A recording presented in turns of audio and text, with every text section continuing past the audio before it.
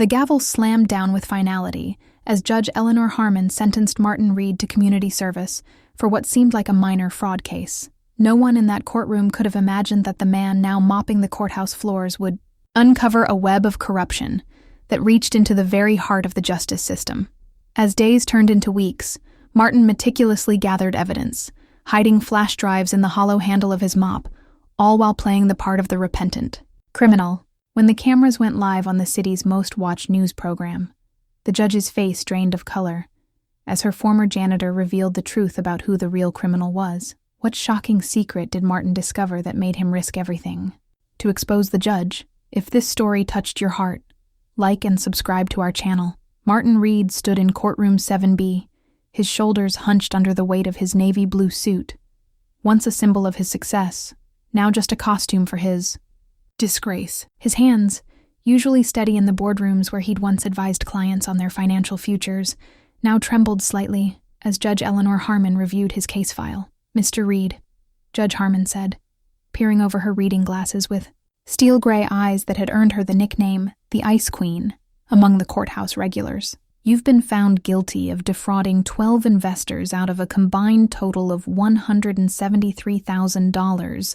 through what you called a guaranteed return investment opportunity." Martin swallowed hard. "Your Honor, I never intended—" "Save it, Mr. Reed." The judge cut him off with a sharp wave of her hand. "Your intentions are irrelevant to this court. The fact remains that you, a licensed financial advisor, betrayed the trust of your clients to line your own pockets."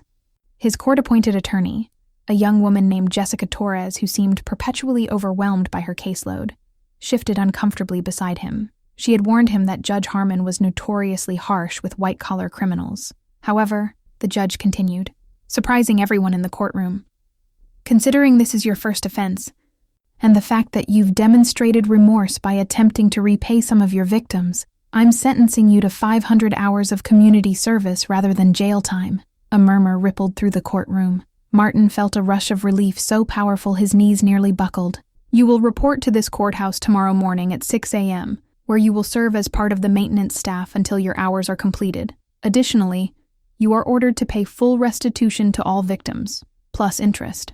Judge Harmon's lips thinned into a smile that didn't reach her eyes. "Perhaps cleaning up after others will teach you the value of honest work, Mr. Reed." The gavel came down with a crack that seemed to seal his fate. Outside the courtroom, Jessica patted his arm awkwardly. "You got lucky. Harmon usually throws the book at people like you." "Lucky?" Martin laughed hollowly. "I lost my license, my reputation, my savings, all because I made one desperate mistake. A mistake that hurt people." Jessica reminded him, gently. "Look, I've seen what happens to guys like you in county lockup.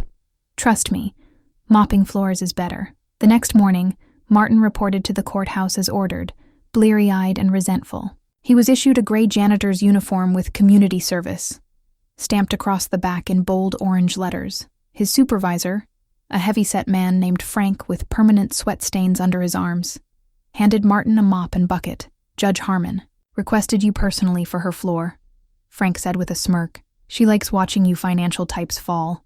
Says it's good for the soul." For the first week, Martin mopped and scrubbed under the watchful eyes of courthouse security and the occasional glance from Judge Harmon herself. He kept his head down, but couldn't help noticing how the judge seemed to emerge from her chambers at precisely the moment he was cleaning near her door. "Missed a spot, Mr. Reed," she would say, pointing to an invisible smudge on the already gleaming floor. Or sometimes, "I hope you're learning the value of service rather than self-interest."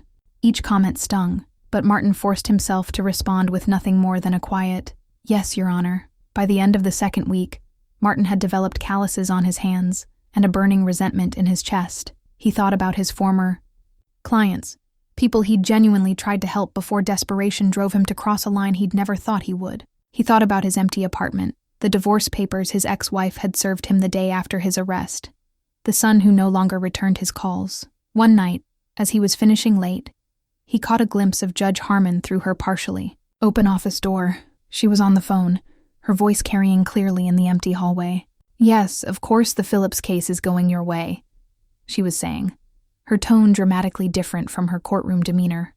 Warmer, almost intimate. Did you really think I'd rule against you after Palm Beach? Don't be ridiculous, James. Martin froze, his mop suspended mid-stroke. The Phillips case. He'd heard clerks discussing it that morning. A major corporate lawsuit that hadn't even begun trial yet. The usual arrangement will be fine, Judge Harmon continued, laughing softly.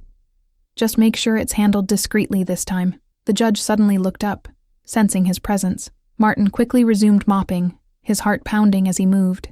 Away from her door. That night, lying on his lumpy sofa bed, Martin couldn't stop thinking about what he'd overheard.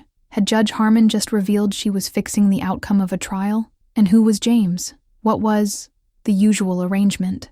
For the first time since his sentencing, Martin felt something other than shame and self-pity. He felt curious, and as any good financial investigator knew, curiosity was just the first step toward discovery. 2 weeks turned into 3, and Martin found himself settling into a routine. He arrived at the courthouse before dawn, collected his cleaning supplies, and methodically worked his way through his assigned areas. The building was quietest in these early hours, allowing him time to think, something he'd done precious little of before his downfall. On Thursday morning, Martin was replacing paper towels in the third-floor restroom when the door swung open. A slender black man in his 60s, wearing the same gray uniform but without the humiliating orange lettering, entered with a wheeled cart of cleaning supplies. "You must be the new community service guy," the man said, extending a hand. "I'm Elijah. Been keeping this place clean for 27 years. Martin shook the offered hand. "Martin Reed. Been keeping it clean for 3 weeks. Elijah chuckled. "Frank's got you doing the judge's floor, I hear. That's usually my territory, but he loves to give that assignment to the service folks." "Lucky me," Martin said dryly. "Judge Harmon's not so bad once you get used to her," Elijah said, though his eyes suggested otherwise. "Just do your job, stay invisible, and you'll be fine." He paused, then added in a lower voice, "Though between us, there's something not right about that woman." Martin's interest piqued. "What do you mean?" Elijah shook his head. Nothing. Just an old man's observations. "Listen, you need any help figuring things out around here, you find me." He tapped his name tag. "Elijah Washington. I know every corner of this building." Later that day, Martin was emptying trash bins on Judge Harmon's floor when he noticed her. Office door was slightly ajar again. The lights were off, and a quick glance at the wall clock showed it was past 6, well after the judge's usual departure time. Martin hesitated, then quietly pushed the door open wider. The office was empty, dimly lit by the glow of a computer screen that hadn't been properly shut down. His heart raced as he glanced down the hallway. No one in sight. Before he could reconsider, Martin slipped inside and closed the door partway, leaving it exactly as he'd found it. The judge's desk was immaculate, but a yellow legal pad caught his attention. Scrawled in flowing handwriting were notes about the Phillips case, the same one he'd heard her discussing on the phone. Settlement recommendation. Dismiss claims against Westfield Corp. Evidence insufficient. Martin frowned.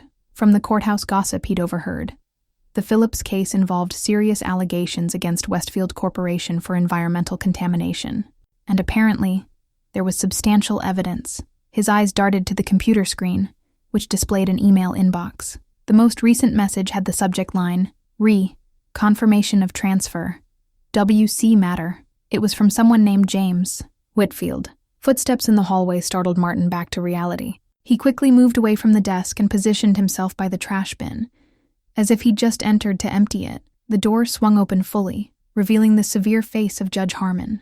"Mr. Reed?" she said, her voice cold. "What are you doing in my chambers?" Martin held up the trash bag. "Just collecting garbage, Your Honor. The door was open and I thought—" "You thought wrong," she snapped. "My office is off limits unless I'm present. Is that understood?" "Yes, Your Honor. My apologies." She studied him for a long moment, her eyes narrowing. "You've been assigned here for what? A month now?" 3 weeks, Your Honor. "And how are you finding your community service, Mr. Reed?" Enlightening, there was something in her tone, a mocking quality that made his spine stiffen. "Very educational, Your Honor." "Good."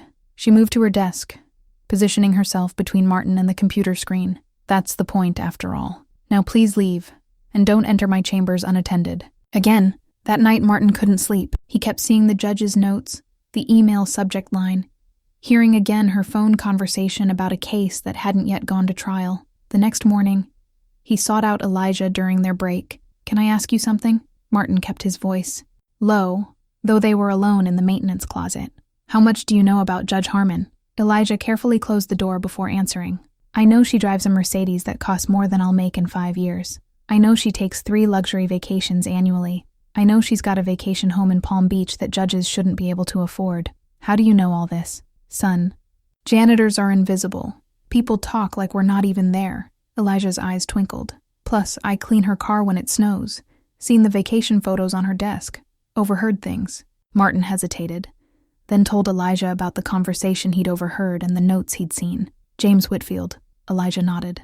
"High-powered defense attorney. Represents all the big corporations and rich folks. Always seems to win in Judge Harmon's courtroom. That can't be a coincidence." "Probably not," Elijah agreed. "But what are you going to do about it?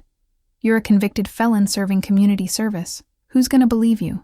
The question hung between them, but in Martin's mind, another question was forming. How could he gather proof that would be impossible to ignore? That evening, Martin stopped at a hardware store on his way home. He purchased a small screwdriver set, a USB flash drive, and a tube of waterproof sealant. In his apartment, he carefully disassembled his mop handle, hollowing out a section large enough to conceal the flash drive. As he worked, memories flooded back, his father being led away, in handcuffs when Martin was just 10 years old, convicted of embezzlement on flimsy evidence and a hostile judge. The man had died in prison 3 years into his sentence, his appeals ignored. "Sometimes the system doesn't work, Marty," his mother had told him at the funeral. "Sometimes the wrong people have all the power." Martin sealed the compartment in, his mop handle, and tested it. Perfect. Invisible unless you knew exactly what to look for. Tomorrow, he would begin gathering evidence. Tomorrow he would stop being a victim and start being an investigator again. Martin started his next shift with new purpose, his modified mop in hand. The hollow compartment was his secret weapon, transforming a tool of punishment into one of investigation. As he cleaned, he studied the courthouse rhythms with fresh eyes. Who arrived early? Who stayed late? Which doors remained unlocked? His first real opportunity came 3 days later. Judge Harmon left early for a dental appointment, according to the murmured exchange Martin overheard between her and her clerk. The moment she departed, Martin positioned himself to clean the hallway outside her chambers, waiting patiently until her clerk also left for lunch. With practiced casualness, he pushed his cleaning cart into position to partially block the security camera's view, then slipped into the judge's office. He had maybe 15 minutes before anyone would question his presence. Moving quickly, Martin photographed the judge's calendar with his phone, focusing on meetings with names like JW Consultation and WC Matter Review. He found a notepad with a phone number and the words "Cayman Transfer Confirmed" scrawled in the judge's handwriting. Martin searched carefully through desk drawers until he found a folder labeled Personal Matters, Private. Inside were bank statements from an institution he'd never heard of, showing deposits of varying amounts, all between $5,000 and $25,000. Heart-pounding, he photographed everything, then carefully replaced the documents exactly as he'd found them. Just as he was about to leave, a young woman with copper-red hair appeared in the doorway, startling him so badly he nearly dropped his phone. "What are you doing in here?" she asked, her voice more curious than accusatory. Martin quickly pocketed his phone. "Just cleaning, ma'am. Judge Harmon requested a thorough job today." He indicated his mop and bucket. The woman studied him, green eyes narrowing slightly. "You're the investment advisor, aren't you? The one doing community service?" "That's me. Martin Reed, janitor extraordinaire." He forced a self-deprecating smile. "Sophia Reeves, court reporter." She glanced over her shoulder, then lowered her voice. "Word of advice? The judge doesn't like anyone in her office when she's gone, not even cleaning staff." "Noted. Thank you." Sophia lingered in the doorway. "Must be quite a change for you, going from financial analysis to this. Life takes unexpected turns." Martin wrung out his mop. "Sometimes you end up exactly where you need to be, even if it doesn't seem that way at first." Philosophical for a janitor. A slight smile played at her lips. Even janitors have their moments. Martin gathered his supplies. "If you'll excuse me, I should finish up before the judge returns." As he passed her in the doorway, she murmured, "She keeps the interesting stuff in her locked filing cabinet, bottom drawer." Before Martin could respond, Sophia walked away, leaving him to wonder if he'd just found an ally or walked into a trap. That evening, Martin transferred the photos to his laptop and began analyzing what he'd found. The offshore bank was registered in the Cayman Islands, a classic choice for hiding money. The deposits didn't follow any obvious pattern, except they all occurred within days of major rulings in Judge Harmon's court. Martin created a spreadsheet, meticulously noting dates, amounts, and corresponding cases. He would need more data to establish a pattern, but his financial investigator instincts told him he was onto something significant. Over the next week, Martin expanded his evidence collection.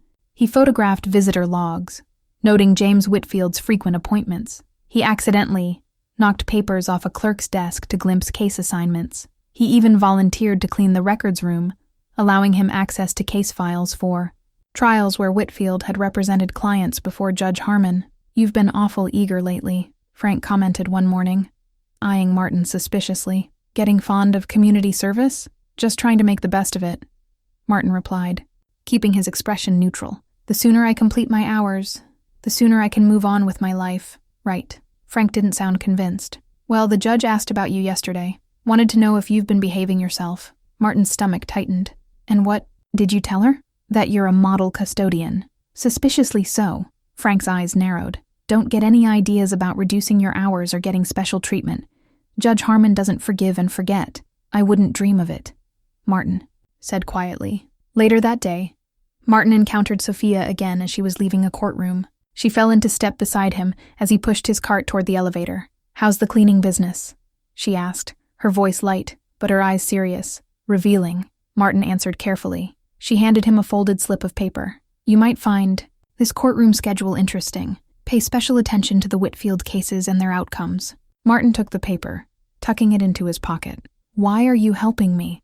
Sophia's expression hardened. "Let's just say I've transcribed too many suspicious rulings. A year ago, I brought my concerns to the ethics committee." Her voice dropped to a whisper. 2 weeks later, my brother's parole was mysteriously revoked. Could be coincidence. But you don't believe in coincidences. Not in this courthouse. She glanced around, then stepped away. "Be careful, Martin. You're playing with fire." That night, reviewing Sophia's information, Martin discovered something striking. Over the past 5 years, James Whitfield had won 97% of his cases before Judge Harmon, an almost statistically impossible success rate. The average win rate for attorneys of Whitfield's caliber in similar courts was closer to 60%. Martin added this to his growing file of evidence, feeling simultaneously energized and terrified by what he was uncovering. The hollow mop handle was now regularly filled with USB drives containing photographs, scanned documents, and his meticulous notes. As he updated his evidence log, Martin thought about his father. Wrongfully convicted, denied a fair trial, dead, before his name could be cleared. For the first time in years, he felt connected to the principled man his father had been, rather than the desperate criminal he himself had become. "I might actually be doing something good here, Dad," he whispered. To the empty apartment, Martin knew that understanding Judge Harmon's past might reveal vulnerabilities in her present. Using the public library's computers to avoid leaving a digital trail, he researched Eleanor Harmon's history, starting with her law school days. The basics were easy to find.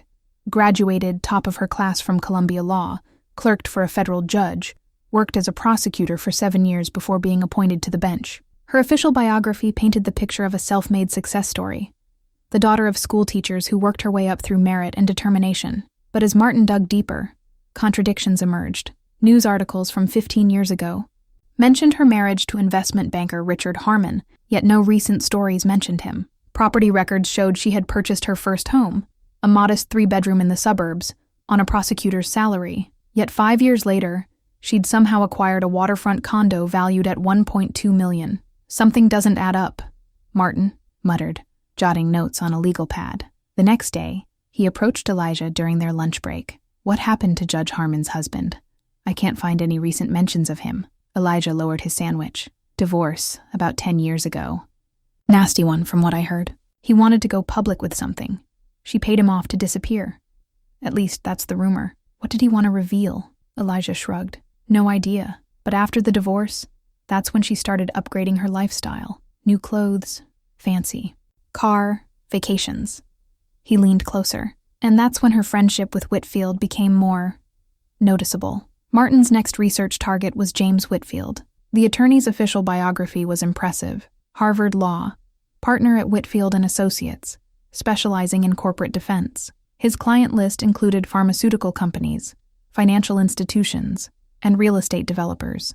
Digging through news archives, Martin discovered that Whitfield and Harmon had actually attended Columbia Law during the same years, yet neither mentioned this connection in their official biographies, despite multiple cases where Whitfield had appeared before Judge Harmon. That's an ethical disclosure violation right there, Martin said to himself, adding it to his growing evidence file. By the end of the week, Martin had compiled a comprehensive timeline of Judge Harmon's career, her rulings, and the growth of her apparent wealth. The pattern was subtle but unmistakable. As her connection to Whitfield deepened, her financial situation improved dramatically, all while Whitfield's clients received favorable rulings. During his cleaning rounds, Martin overheard two clerks discussing an upcoming case, Henderson versus Medicor Pharmaceuticals, scheduled for Judge Harmon's courtroom the following month. The pharmaceutical company was being sued for knowingly concealing side effects of an anti-anxiety medication. Another slam dunk for Whitfield, one clerk said cynically. You watch. This'll never make it to trial. $10 says the judge dismisses on summary judgment, the other replied. No bet. It's basically guaranteed. Martin made note of the case number, determined to watch how it unfolded. That afternoon, as Martin mopped the corridor outside courtroom 7B, he noticed Sophia emerging from a trial, her stenography equipment packed in its case. She caught his eye and gave a slight nod toward the water fountain. Martin finished his section and casually made his way to get a drink. Sophia approached moments later. I've been transcribing a Whitfield case all morning, she murmured, pretending to adjust her equipment bag. Judge denied every motion from the plaintiff, sustained every objection from Whitfield. It was like watching a scripted performance. I've been doing some research, Martin replied quietly. Did you know Harmon and Whitfield were classmates at Columbia? Sophia's eyes widened slightly. No, that's never been disclosed in court. Exactly. And I've found... Read! Frank's voice boomed down the hallway. Less chatting, more cleaning, Martin nodded to Sophia and returned to his mop. He could feel Frank watching him for the rest of the shift, a new wariness in the supervisor's gaze. That evening, Martin recorded a detailed video log of everything he'd discovered so far, encrypting the file and storing it on a secure cloud server. If anything happened to him or his evidence, this would serve as a backup. He wasn't just being paranoid. The more he uncovered, the more he realized how powerful and potentially dangerous his targets were. The next morning, Frank assigned Martin to bathroom duty on the lower levels, far from Judge Harmon's courtroom and chambers. The judge thinks you've learned enough on her floor, Frank explained with a smirk. Time to see how the rest of us live. Martin accepted the reassignment, without complaint, though it complicated his investigation. Still, being away from Harmon's direct scrutiny had advantages. He could speak more freely with Elijah and Sophia, and other courthouse employees were less guarded around him. During a cigarette break, Martin didn't smoke but had started carrying a pack as an excuse to use the designated area where courthouse staff gathered. He overheard a bailiff talking about Judge Harmon's upcoming vacation. St. Bart's again? The bailiff said to a colleague. Third time this year. Must be nice to have that kind of money on a judge's salary. Maybe she's got family money, the colleague suggested. The bailiff snorted. Yeah, right. Her folks were school teachers in Jersey. No, something's not right there. That afternoon, Martin used his lunch break to visit the courthouse's public records office.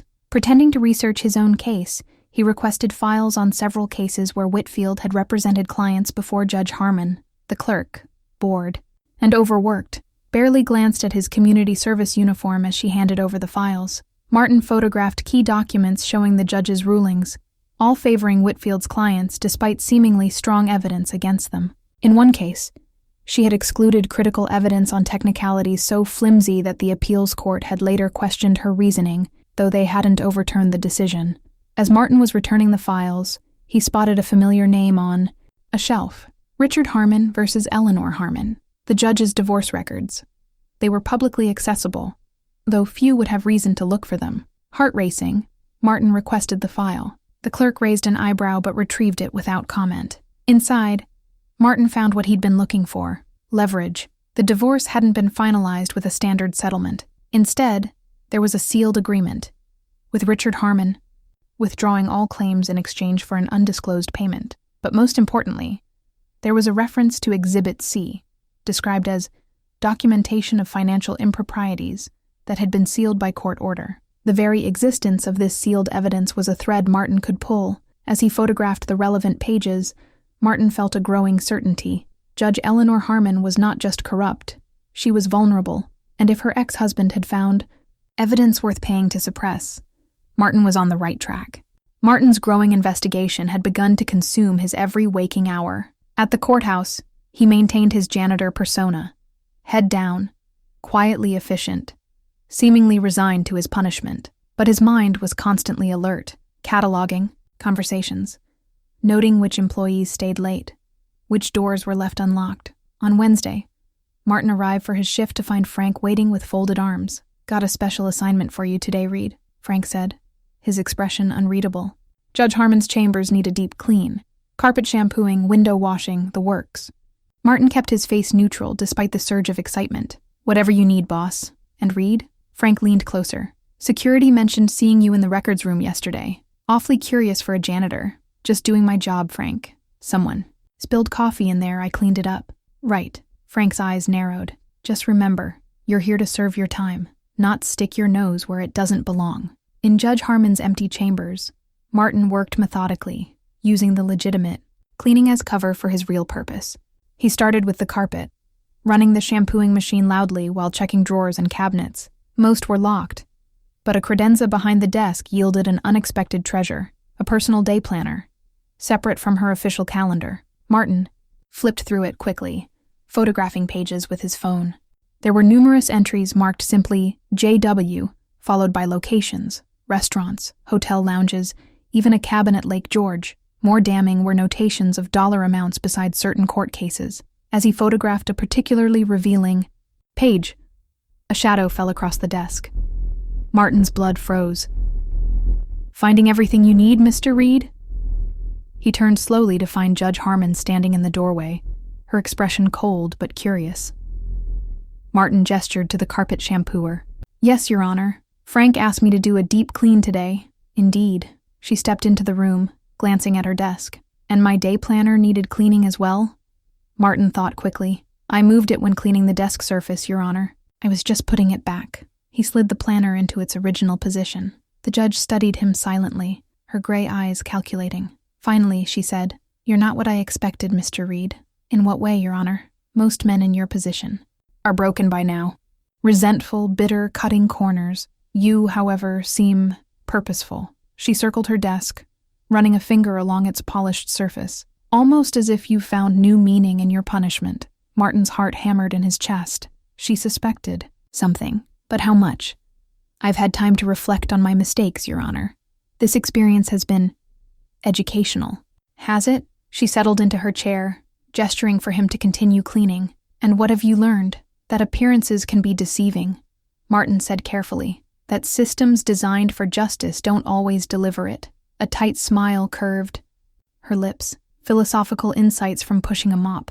"How remarkable." She opened a drawer and removed a file. "You may finish your work, Mr. Reed. I have a ruling to prepare." Martin returned to the carpet shampooer, his mind racing. Had she seen him photographing the planner? His phone was securely back in his pocket, but the judge had a predator's instincts. As he worked, Judge Harmon made a phone call, speaking just loudly enough for him to hear. "James? Eleanor, we need to discuss the Henderson matter. The usual place.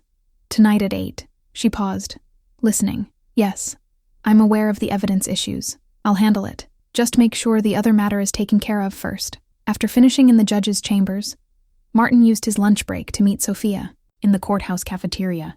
They sat at opposite ends of the same table, not looking directly at each other. "She knows something's up," Martin murmured, pretending to focus on his sandwich. "She practically toyed with me this morning." "Be careful," Sophia replied, her voice barely audible. "I've heard rumors about what happened to the last person who crossed her.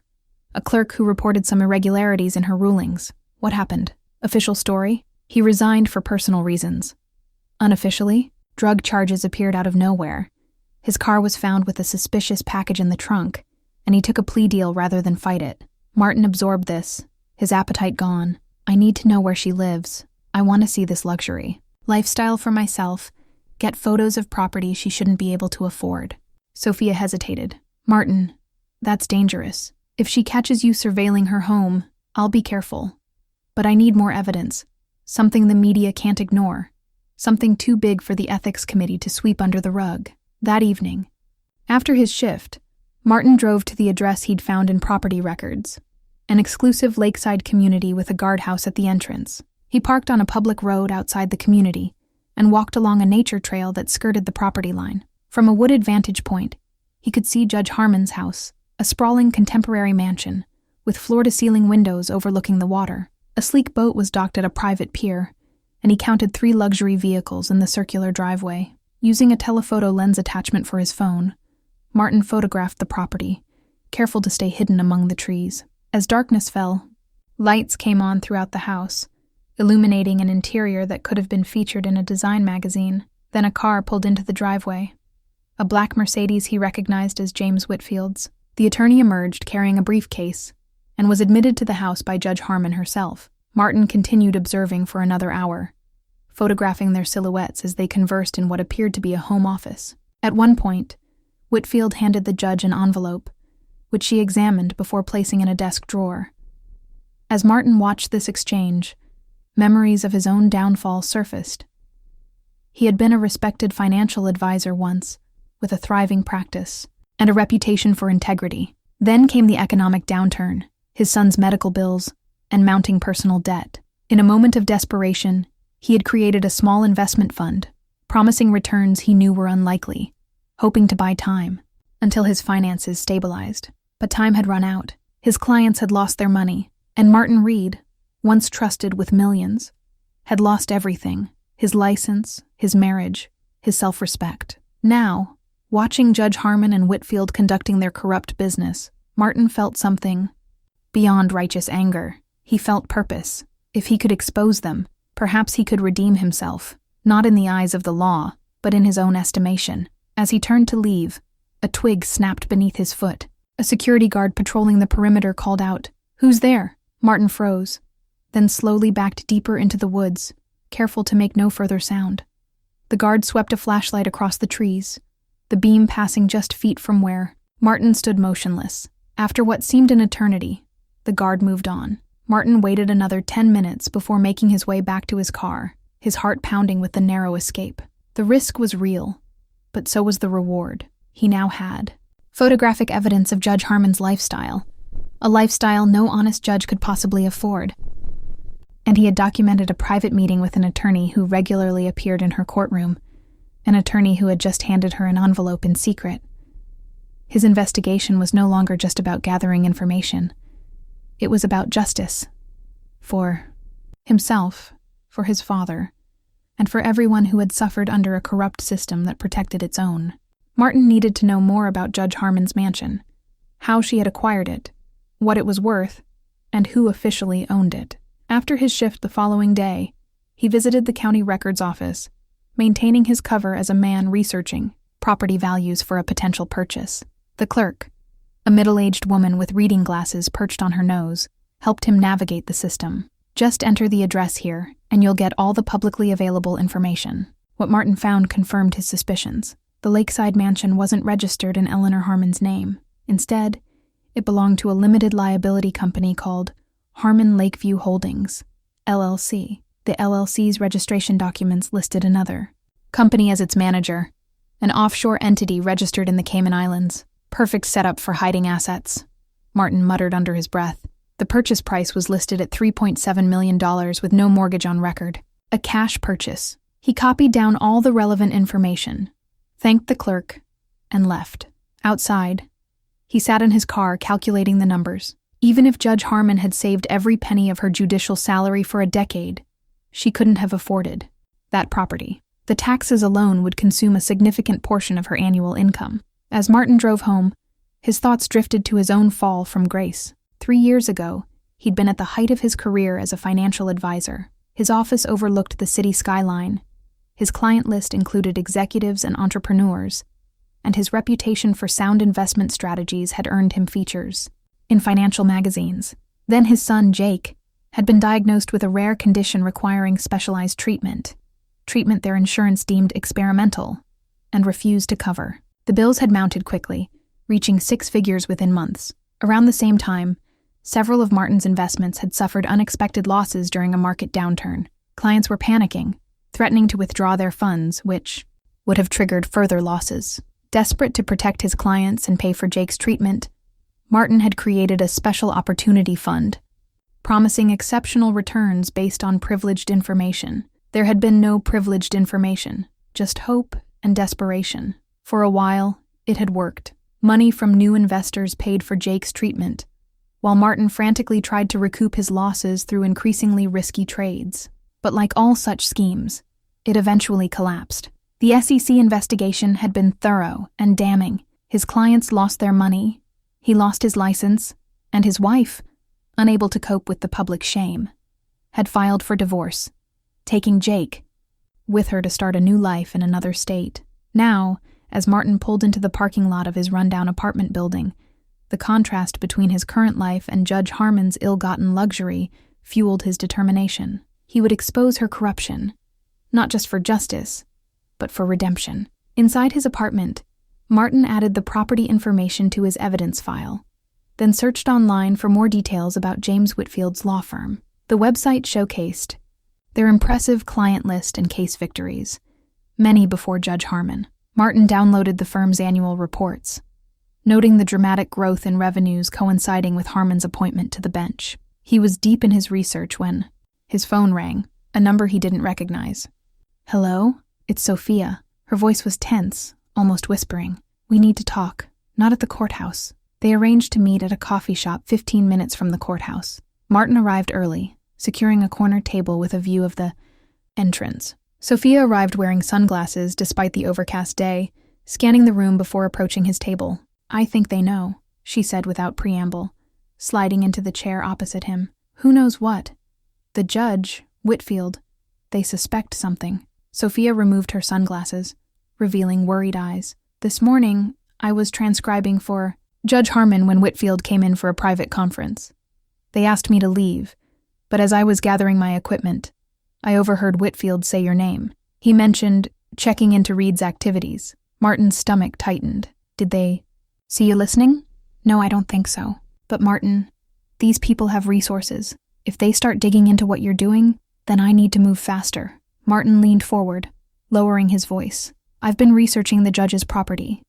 It's owned through shell companies, paid for in cash.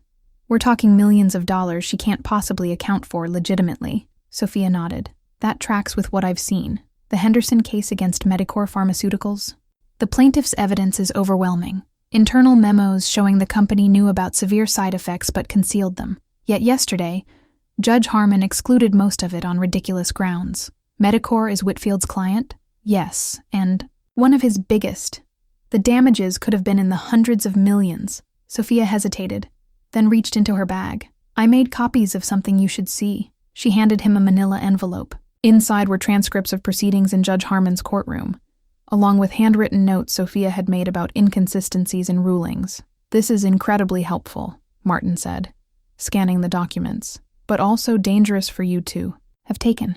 At this point, I'm all in." Sophia's expression hardened.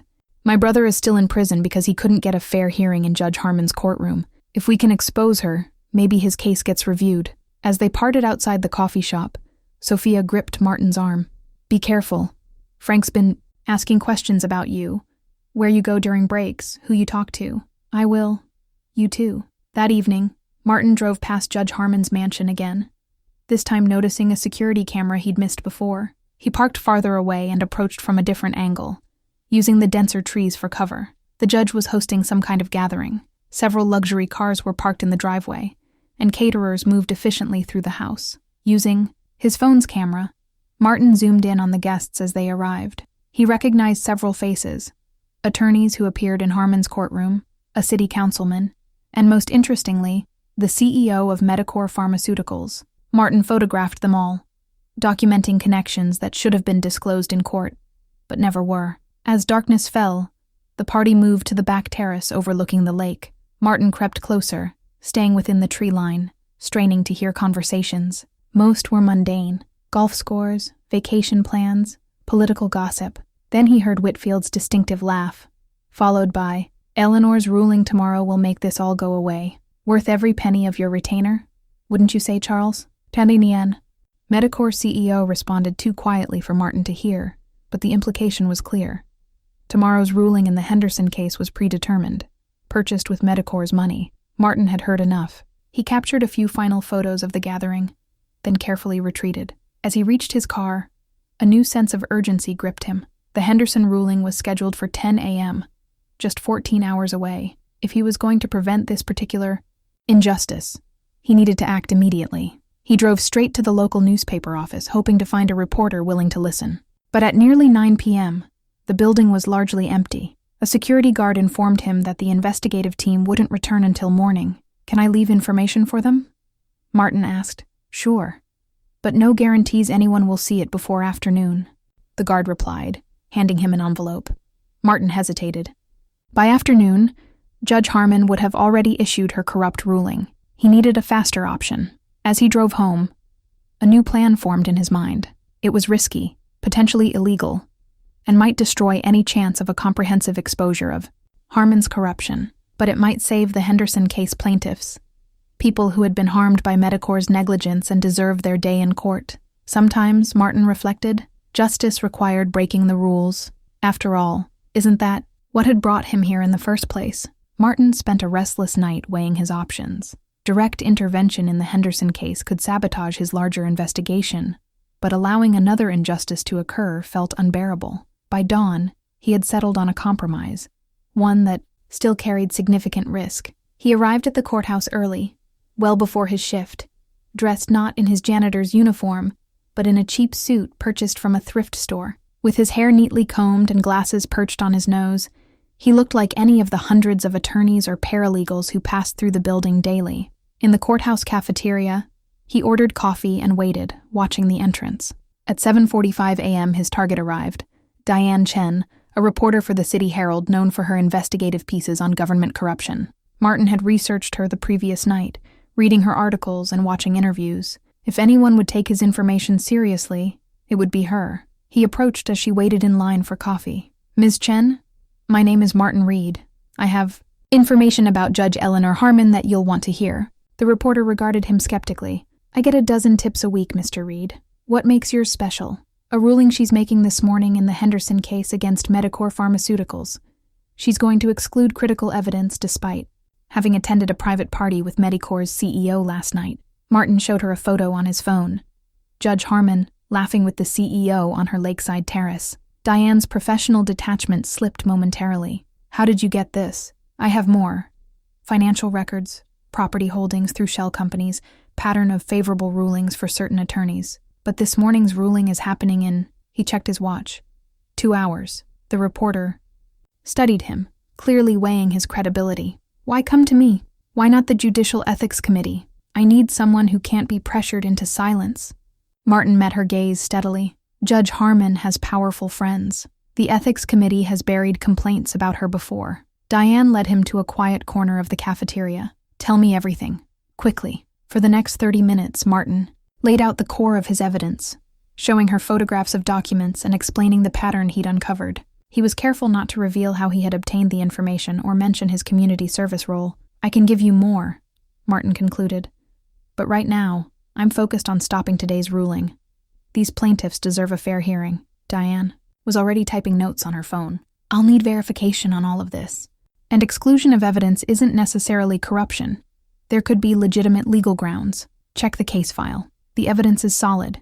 Internal memos showing Medicor knew about the risks and concealed them. Any exclusion would be on technicalities so thin they shouldn't stand. The reporter stood. I'll make some calls, then attend the hearing. If what you're saying is true, I'll need a formal interview. On the record, not yet, Martin cautioned. I have more evidence to gather. For now, I'm just a confidential source. Fair enough. How do I contact you? Martin handed her a prepaid phone number. Text only. No calls. And Ms. Chen, be careful who you tell about this. Judge Harmon has informants throughout the courthouse. As she left, Martin felt a complex mix of relief and anxiety. He had set something in motion that couldn't be easily stopped. Now he needed to get to his shift before Frank noticed his absence. In the maintenance locker room, Martin quickly changed into his uniform. As he was adjusting his name badge, Elijah entered. "There you are," the older janitor said. "Frank's been looking for you. Said to send you to his office when you arrived." Martin's stomach tightened. Did he say why? Nope. But he didn't look happy. Frank's office was little more than a converted storage closet, dominated by a metal desk covered in coffee stains and maintenance schedules. The supervisor leaned back in his chair as Martin entered, his expression unreadable. "You're late, Reed. Sorry. Bus was delayed." Frank studied him for an uncomfortable moment. "You know, I've been doing this job for 22 years. Seen all kinds come through on community service. Most are just going through the motions, counting down their hours. But you're different." Martin remained silent, waiting. "Security mentioned they've seen you in parts of the building not on your cleaning route. Records room, property office. Judge Harmon asked about you specifically yesterday." "I'm just doing my job, Frank." "Are you?" Frank leaned forward. "Because it seems to me like you're doing something else entirely, something that could cause problems for a lot of people, including me." Martin chose his words carefully. "I'm just serving my time, like the court ordered." "Right." Frank didn't sound convinced. "Well, I'm changing your assignment. Today you're cleaning the basement storage areas, no access to courtrooms or judges' chambers. And I'm having security watch the stairwells." It was a deliberate move to keep him away from the Henderson hearing, Martin realized. Either Frank was acting on Judge Harmon's instructions, or he had figured out something was happening and wanted to protect himself. "Whatever you say, boss." "One more thing," Frank added as Martin turned to leave. "Judge Harmon's been real good to me over the years. Good assignments, overtime when I need it. Looked the other way when I had some personal issues. I don't forget things like that." The implication was clear. Frank's loyalty was to the judge, not to justice. Martin spent the morning in the basement, methodically cleaning dusty storage rooms while his mind raced upstairs to courtroom 7B, where the Henderson hearing would be underway. Had Diane Chen's presence made any difference? Would Judge Harmon proceed with her corrupt ruling despite the scrutiny, or would she adjust course? At noon, Martin took his lunch break in the cafeteria, scanning for any sign of Sophia or Diane. He spotted neither, but overheard courthouse clerks discussing the morning's proceedings. "Strangest thing in Harmon's courtroom today," one said. She was all set to exclude the plaintiff's key evidence in that big pharma case, then suddenly announced she needed more time to review precedents, postponed her ruling until next week. "Probably because of that reporter who showed up," another replied. "Chen from the Herald. She's been working on some corruption story. Makes sense Harmon would play it safe." Martin suppressed a smile. His gambit had worked, at least partially. Judge Harmon had delayed her ruling rather than risk scrutiny. It wasn't a victory for the plaintiffs yet, but it bought time. As he returned his tray, Martin felt a hand on his shoulder. He turned to find Sophia, her expression tense. "Emergency stairwell, 2 minutes," she whispered, then walked away. In the empty stairwell, Sophia was pacing nervously. "What did you do?" she demanded when Martin arrived. "The judge is furious. Called an emergency meeting with Whitfield after postponing the Henderson ruling. I may have tipped off a reporter," Martin admitted. "Are you insane? They'll trace it back to you." "I was careful." Sophia ran a hand through her copper hair. "Martin, you don't understand." After the hearing, Judge Harmon had security pull the visitor logs and camera footage. "She's looking for whoever leaked information about last night's gathering." Martin's confidence wavered. "How do you know this?" "I was called in to transcribe their meeting. They sent me away for the sensitive parts, but I heard enough." She lowered her voice further. "They mentioned checking cleaning staff assignments, seeing who had access to her chambers recently. That could be anyone," Martin said, trying to sound more confident than he felt. "Maybe. But they're focusing on you. Frank reported your irregular movements, areas you've cleaned that weren't on your schedule." Sophia gripped his arm. "You need to be more careful. Whatever you're planning next, they're watching." After Sophia left, Martin leaned against the stairwell wall, considering this new development. The noose was tightening. He needed to accelerate his plan, gather the remaining evidence quickly, and find a way to release it all before Judge Harmon could identify him as the source. As he returned to the basement, Martin's phone buzzed with a text from the prepaid number he'd given Diane Chen. "Interesting development in court today. Need to meet again. Same place, 7 p.m. Martin texted back a simple yes, then deleted the exchange. The game was changing, the risks increasing, but for the first time in years he felt truly alive. A man with purpose rather than just a criminal. serving his punishment. Whatever happened next, there was no turning back. Martin finished his shift without incident, carefully maintaining his role as the dutiful janitor serving his time. He avoided eye contact with security guards, kept his head down when passing clerks and attorneys, and performed his cleaning duties with methodical precision. But beneath this compliant exterior, his mind raced, planning his meeting with Diane Chen and calculating his next moves. At 6:45 p.m., he left the courthouse and drove to the coffee shop, parking a block away and scanning the area before entering. Diane was already there, working on a laptop in the same corner table they'd used that morning. She closed the computer as he approached. "Your information checked out," she said without preamble. Judge Harmon's ruling pattern in Whitfield's cases shows a 97% favorable rate, statistically improbable to say the least. And the property records for that lakefront mansion? The LLC that owns it has interesting connections to companies that have appeared in her courtroom. Martin nodded, unsurprised. "What happened in court today?" She was rattled. Diane couldn't quite suppress a smile. "I've covered her courtroom for years. Never seen her lose composure like that. When she spotted me taking notes, she actually stumbled over her words. Then suddenly she needed more time to review precedents before ruling on the evidence. Will your paper publish a story? Not yet. My editor wants more. Direct evidence of payments, recordings of explicit deals. The circumstantial case is strong, but Judge Harmon has powerful friends who will close ranks the moment we publish." Diane leaned forward. "That's where you come in. You said you have more evidence?" Martin hesitated. "I'm working on it. There's a connection between offshore accounts and case outcomes I'm still documenting, and I believe her ex-husband has information that could be crucial." "Richard Harmon?" Diane raised an eyebrow. "I tried to interview him years ago for another story. He's practically a ghost. Took a settlement that included a vicious non-disclosure agreement. But he exists somewhere, and he knows things the judge paid to keep quiet." Diane studied him. "You still haven't told me who you are or how you got this information. Does it matter if the information is accurate?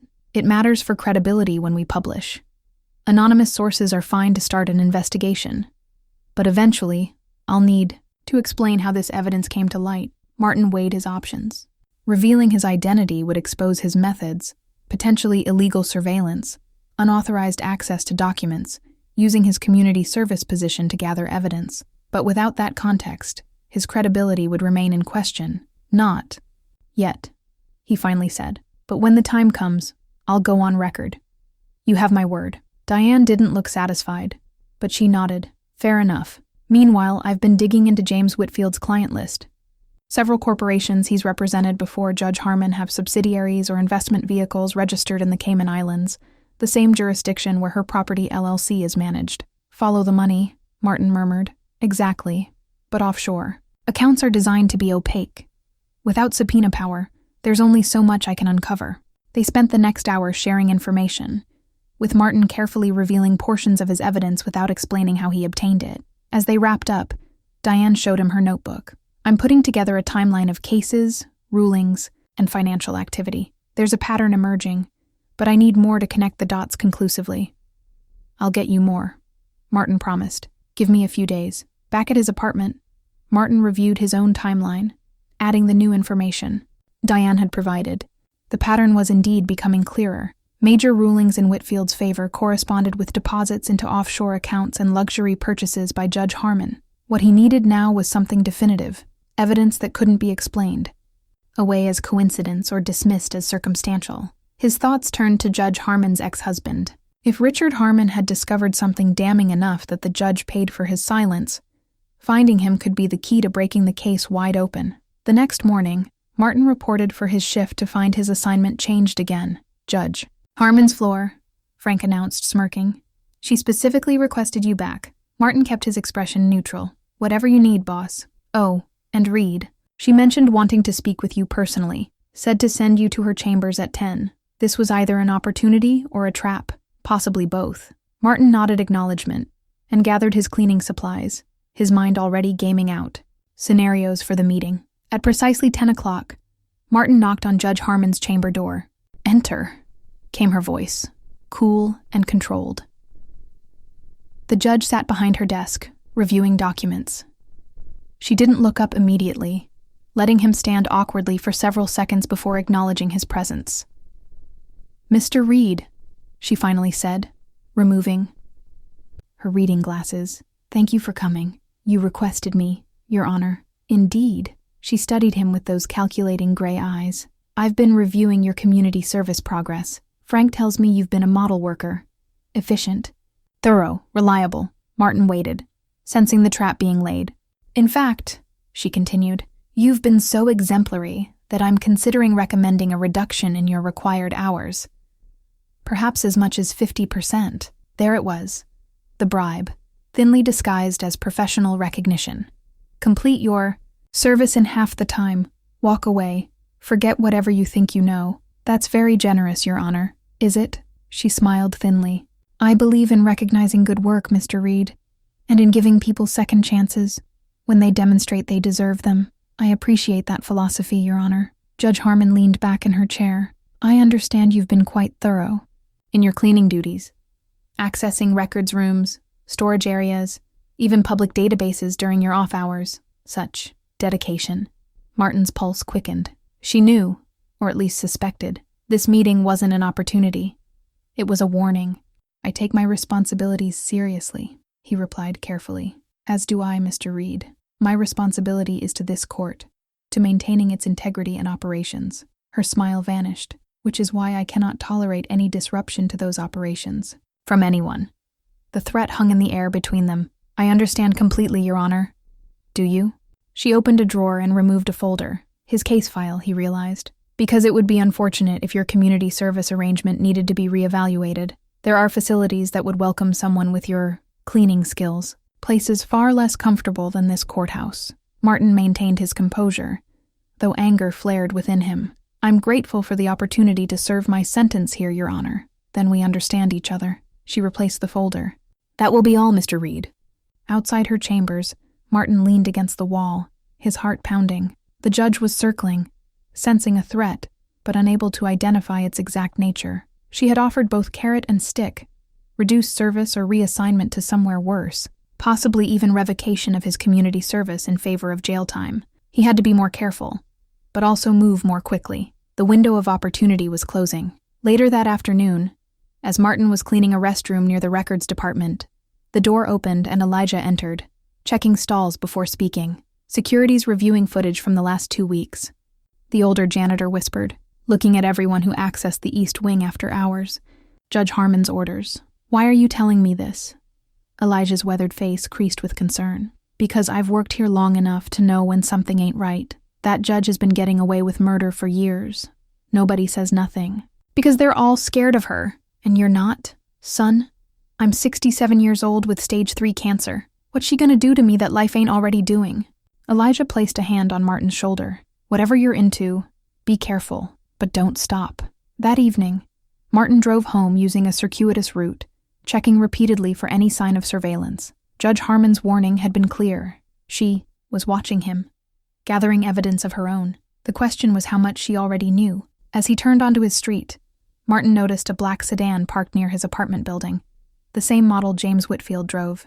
A man sat in the driver's seat, partially visible in the glow of a cell phone screen. Martin drove past his building without slowing, his decision made in an instant. He couldn't risk returning home.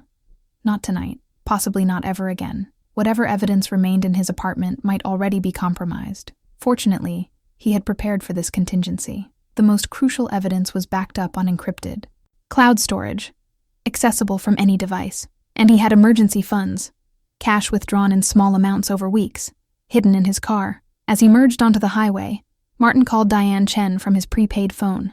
"I need a secure place to meet," he said when she answered. "Tonight. Things are accelerating faster than I expected." "What happened?" "Judge Harmon knows someone's investigating her. She's reviewing security footage, pressuring me with threats and bribes, and I think Whitfield has someone watching my apartment." There was a pause before Diane replied. "I have a place. It's not comfortable, but it's secure." She gave him directions to an old storage facility on the industrial edge of town, a location she explained was owned by a retired journalist who let reporters use it for sensitive meetings. As Martin drove, he thought about his options. Judge Harmon was closing in. His carefully constructed plan to gradually build an irrefutable case was no longer viable. He needed to act decisively before she identified him as the source and destroyed both his evidence and his credibility. It was time for a new plan, One that would expose Judge Harmon's corruption to the widest possible audience in a way she couldn't control or suppress. The concept forming in his mind was audacious, possibly reckless, but potentially devastating to Judge Harmon's carefully constructed facade. It would require Diane's help, Sophia's inside access, and a willingness to step fully into the public eye, regardless of the consequences to himself. As Martin pulled into the darkened storage facility, he felt oddly calm. For the first time since his conviction, he wasn't running from his past or hiding from his shame. He was moving toward something meaningful, a chance to right a wrong far greater than his own. The storage facility's back office had been converted into a makeshift workspace, a desk, 2 chairs, and walls covered with corkboards. Diane was waiting when Martin arrived, her laptop open. "This is where we work on sensitive stories," she explained. "No digital footprint, no chance of electronic surveillance." Martin placed his bag on the desk. "I need to tell you everything. Now, my full involvement, how I gathered the evidence, all of it." For the next hour, he laid out the complete story, his community service assignment, his accidental discovery of Judge Harmon's corruption, and his methodical evidence gathering, using the hollow mop handle. He explained his financial background and how it had helped him trace the money flows through shell companies. Diane listened without interruption, taking notes on a legal pad rather than her computer. "So you've been essentially conducting an undercover investigation while serving a sentence for fraud," she summarized when he finished. "That's complicated from a journalistic standpoint. Does it invalidate the evidence? No, but it creates challenges. Your credibility will be attacked. They'll claim you fabricated evidence to get revenge on the judge who sentenced you." Martin had anticipated this. That's why the evidence needs to speak for itself. Financial records don't lie. Property ownership can be verified independently. The pattern of rulings is a matter of public record. And the photographs of her meetings with Whitfield and corporate clients, the documents you copied from her office, those could be deemed inadmissible in court, possibly even illegal. "We're not in court," Martin countered. "We're in the court of public opinion. Once this story breaks, law enforcement will have to investigate, and they'll find much more than I could." Diane considered this, tapping her pen against the notepad. "What's your plan now? Judge Harmon knows someone's investigating her. You can't go back to your apartment. Your community service position is compromised." "I'm not going underground," Martin said firmly. "I'm going to confront her directly. That's suicide.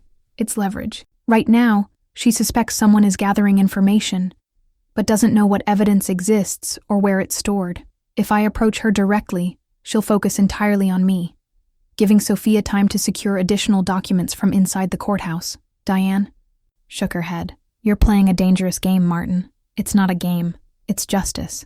They worked late into the night, organizing the evidence and developing a strategy. Diane would prepare a comprehensive story for publication, while Martin created a secure backup of all evidence that would automatically release to multiple news outlets if he didn't enter a code every 24 hours. Insurance against any attempt to silence him. Martin slept on a cot in the storage office, rising early to prepare for his confrontation with Judge Harmon. He showered in the facility's small bathroom, then put on the one clean shirt he had in his emergency bag. He couldn't return to his apartment for more clothes. Too risky. "You're really going through with this?" Diane asked as he prepared to leave. "It's the right move. Keep working on the story. Have it ready to publish by tonight, regardless of what happens with me." At the courthouse, Martin reported for his shift as usual, collecting his cleaning supplies from the maintenance closet. Frank approached immediately, his expression a mixture of suspicion and concern. "Where were you last night?" "Security went to your apartment. Said you never came home." "I stayed with a friend," Martin replied smoothly. "Is that a problem?" Frank's eyes narrowed. "Judge Harmon's been asking about you. Seems very interested in your whereabouts." "Well, I'm here now, ready to work. She wants to see you in her chambers." "Immediately," Martin nodded, setting down his mop. "I'll head there now." "Reed," Frank caught his arm. "Whatever you're involved in, it's not worth it. Judge Harmon has friends in every part of this system. People who cross her tend to regret it." "I appreciate the concern, Frank. I really do." Judge Harmon was on the phone when Martin entered her chambers, but she quickly ended the call. Her normally immaculate appearance showed subtle signs of strain, slight shadows under her eyes, a tension in her jaw. "Mr. Reed," she said, gesturing to the chair across from her desk. "Please, sit." Martin remained standing. I prefer to stand, Your Honor. A flicker of annoyance crossed her face. As you wish. I wanted to follow up on our conversation yesterday. Have you considered my offer to recommend a reduction in your community service hours? I have, and I'm declining. The judge's eyebrows rose. Declining? That's unusual. Most people in your position would be eager to complete their sentence early. Most people in my position haven't uncovered evidence of judicial corruption. The words hung in the air between them. Judge Harmon's expression didn't change, but her fingers tightened almost imperceptibly on her pen. That's a very serious accusation, Mr. Reed. One that could constitute defamation of a sitting judge. It's not defamation if it's true. Martin maintained steady eye contact. I know about your arrangement with James Whitfield. I know about the offshore accounts, the property held through shell companies, the pattern of favorable rulings for his clients. I know about the meetings at your lake house, including the one with Medicor's CEO right before you were set to rule on their case. Judge Harmon's face had gone very still. You've been busy for a janitor. I was a financial investigator before. I was a janitor. Following money trails is what I did for a living. She leaned back in her chair, studying him with those cold gray eyes. Let's say, hypothetically, you believe you have evidence of some impropriety. What exactly do you hope to accomplish by coming to me with this fantasy? Justice, Martin said simply. The Henderson plaintiffs deserve their day in court. The defendants who've been railroaded in your courtroom deserve new trials, and you deserve to face consequences for corrupting the system you swore to uphold. A thin smile curved the judge's lips. Mr. Reed, you are a convicted felon serving a community service sentence. Your credibility is non-existent. Any accusations you make will be dismissed as the desperate fabrications of a criminal seeking revenge. That's why I've documented everything so thoroughly. The evidence speaks for itself. Financial records, property documents, statistical analysis of your rulings, photographs of your meetings with litigants who appeared in your court. For the first time, uncertainty flickered in Judge Harmon's eyes. You've been spying on me? I've been gathering evidence of criminal behavior by a public official. Evidence that's already in the hands of a reporter at the City Herald. The judge's composure slipped further. Diane Chen, among others. The story is being prepared for publication as we speak. Judge Harmon stood abruptly. This meeting is over, Mr. Reed. You can expect to hear from my attorneys regarding your false accusations and illegal surveillance. Before you do that, Martin said calmly, you should know that I've created a dead man switch. If anything happens to me, if I'm arrested, if my community service is revoked, if I have an accident, all the evidence is automatically released to every news outlet in the state, along with federal law enforcement agencies. The judge sank slowly back into her chair. What do you want? Recuse yourself from the Henderson case. Today, cite a personal conflict of interest. And then what? You publish your story anyway? That depends on what happens next. Martin moved toward the door. Consider this a warning shot, Judge Harmon. Justice is coming, one way or another. As he reached the door, her voice stopped him. Harder now, with a dangerous edge. You have no idea who you're dealing with, Mr. Reed. None at all. Martin turned, back to face her. Actually, I do. I'm dealing with someone who betrayed her oath.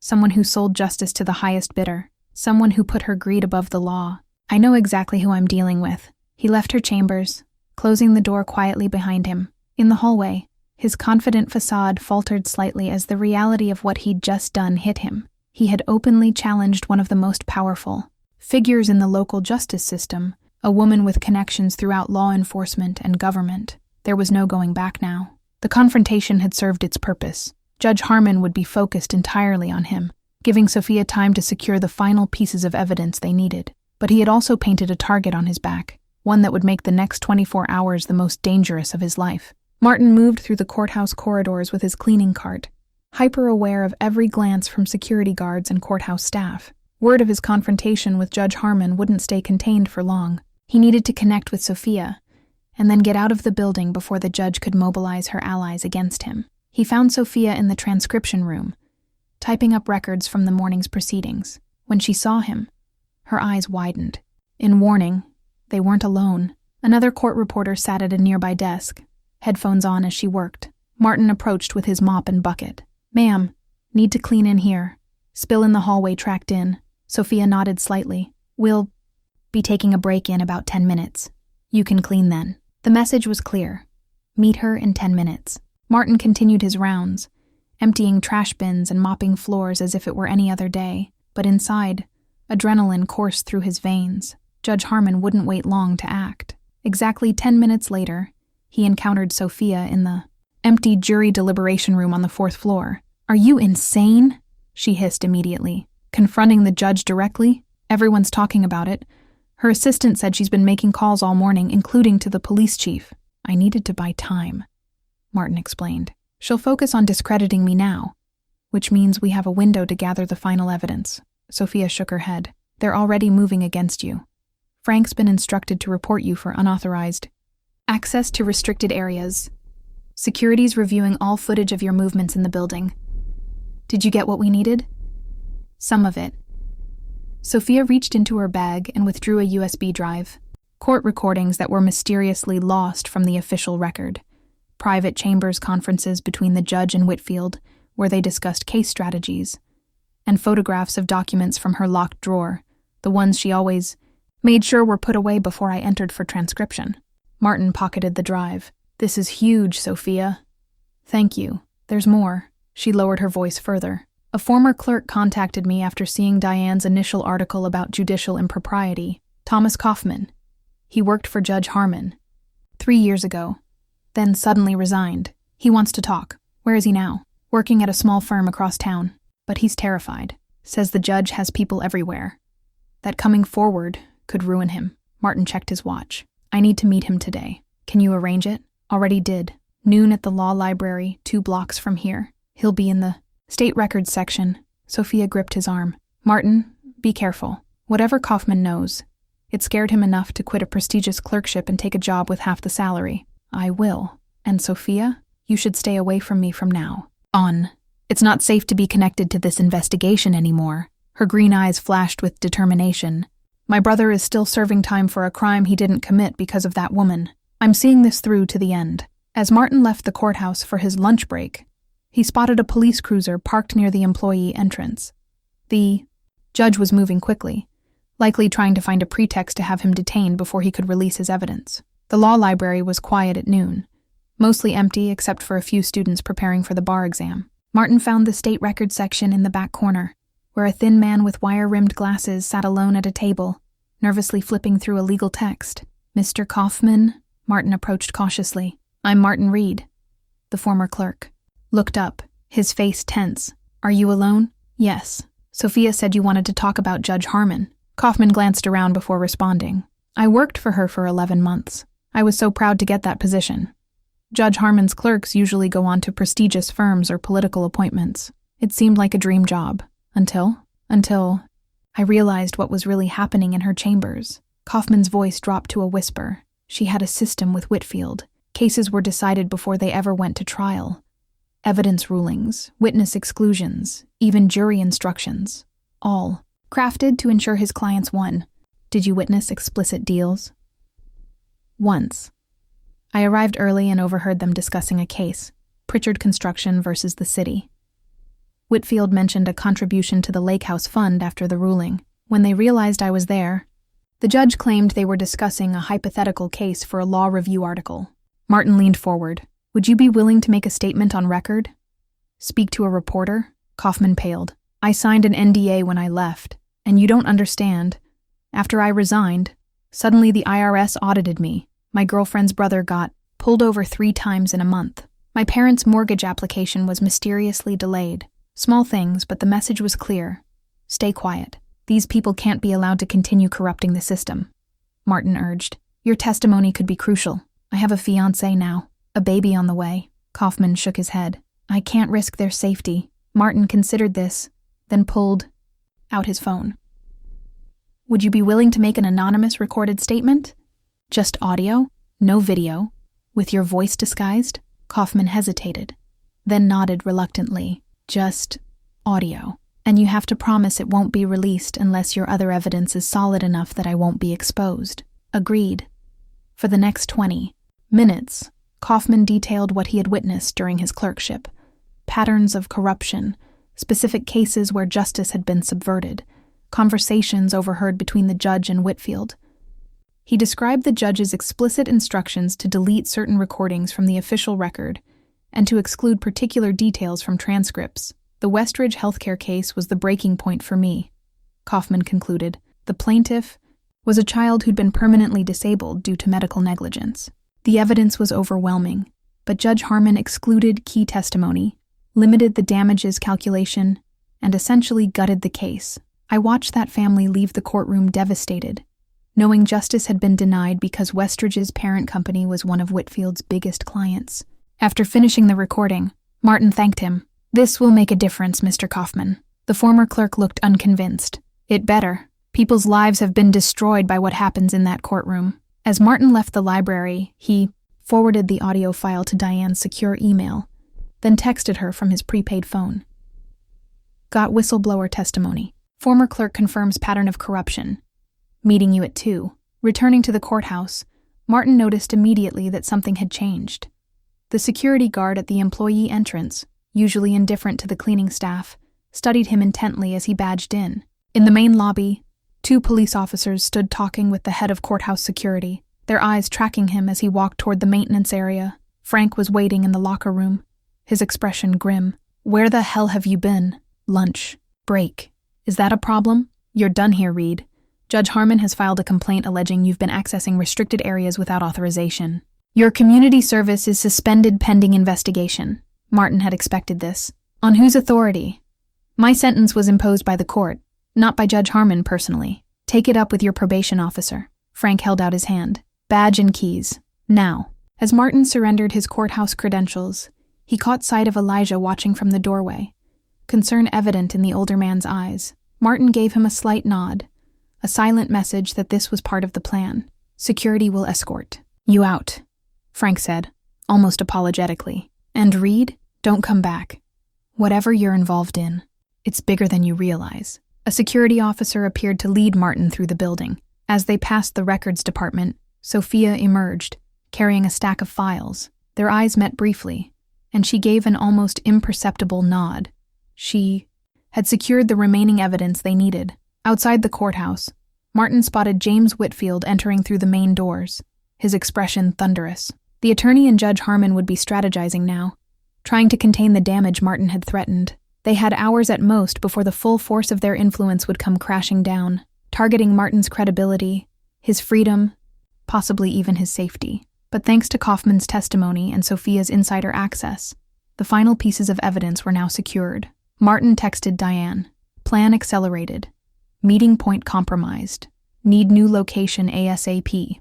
As he walked away from the courthouse, Martin felt both vulnerable and powerful. His community service might be suspended, but his real work, the work of exposing corruption and seeking justice, was about to reach its critical phase. Behind him, the courthouse stood imposing and majestic, its classical columns and grand facade projecting authority and fairness. But Martin now knew the rot that festered inside those walls, the corruption that poisoned the very institution, meant to protect society's most vulnerable. Whatever happened next, he would ensure that facade could no longer hide the truth.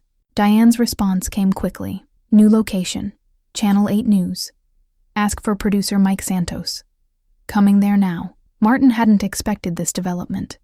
The City Herald was a respected newspaper, but Channel 8 was the region's highest-rated television news station. Moving their exposé from print to broadcast would dramatically increase its impact. He hailed a taxi, constantly checking for any sign of pursuit. Judge Harmon wouldn't rely solely on legal channels to stop him now. With her career and freedom at stake, she might employ more direct methods. At Channel 8's downtown studio, Martin identified himself at the reception desk. Minutes later, a heavy-set man with a salt and pepper beard approached. "Martin Reed?" "Mike Santos, executive producer." He extended his hand. Diane called ahead. "Let's talk somewhere private." Santos led him through the bustling newsroom to a small conference room, where Diane was already waiting, her laptop open, and files spread across the table. "Your timing is perfect," she said. Sophia just sent over the final documents, financial records showing regular transfers from Whitfield's firm to a shell company controlled by Judge Harmon, coinciding exactly with favorable rulings. "And you trust this Santos guy?" Martin asked. "Quietly. Mike and I go back 20 years. He broke the mayor's corruption scandal in 2009. If anyone understands the importance of this story, it's him." Santos closed the door. Diane's filled me in on the basics. You've uncovered judicial corruption, gathered substantial evidence, and now Judge Harmon is attempting to silence you. What I need to know is, how solid is your case? Martin opened his bag, removing his laptop and the USB drives containing his evidence. I'll show you. For the next hour, Martin walked them through everything he had compiled.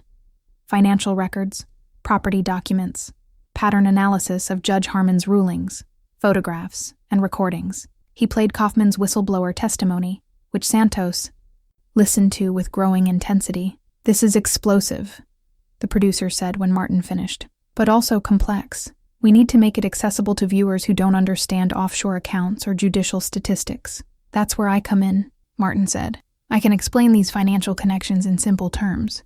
Show how the money flowed from corporations to Whitfield's firm to Judge Harmon's shell companies, then into her luxury lifestyle. Santos nodded slowly. An on-camera interview with you as the whistleblower, walking through the evidence step by step. Exactly. But we need to move quickly. Judge Harmon has already started mobilizing against me.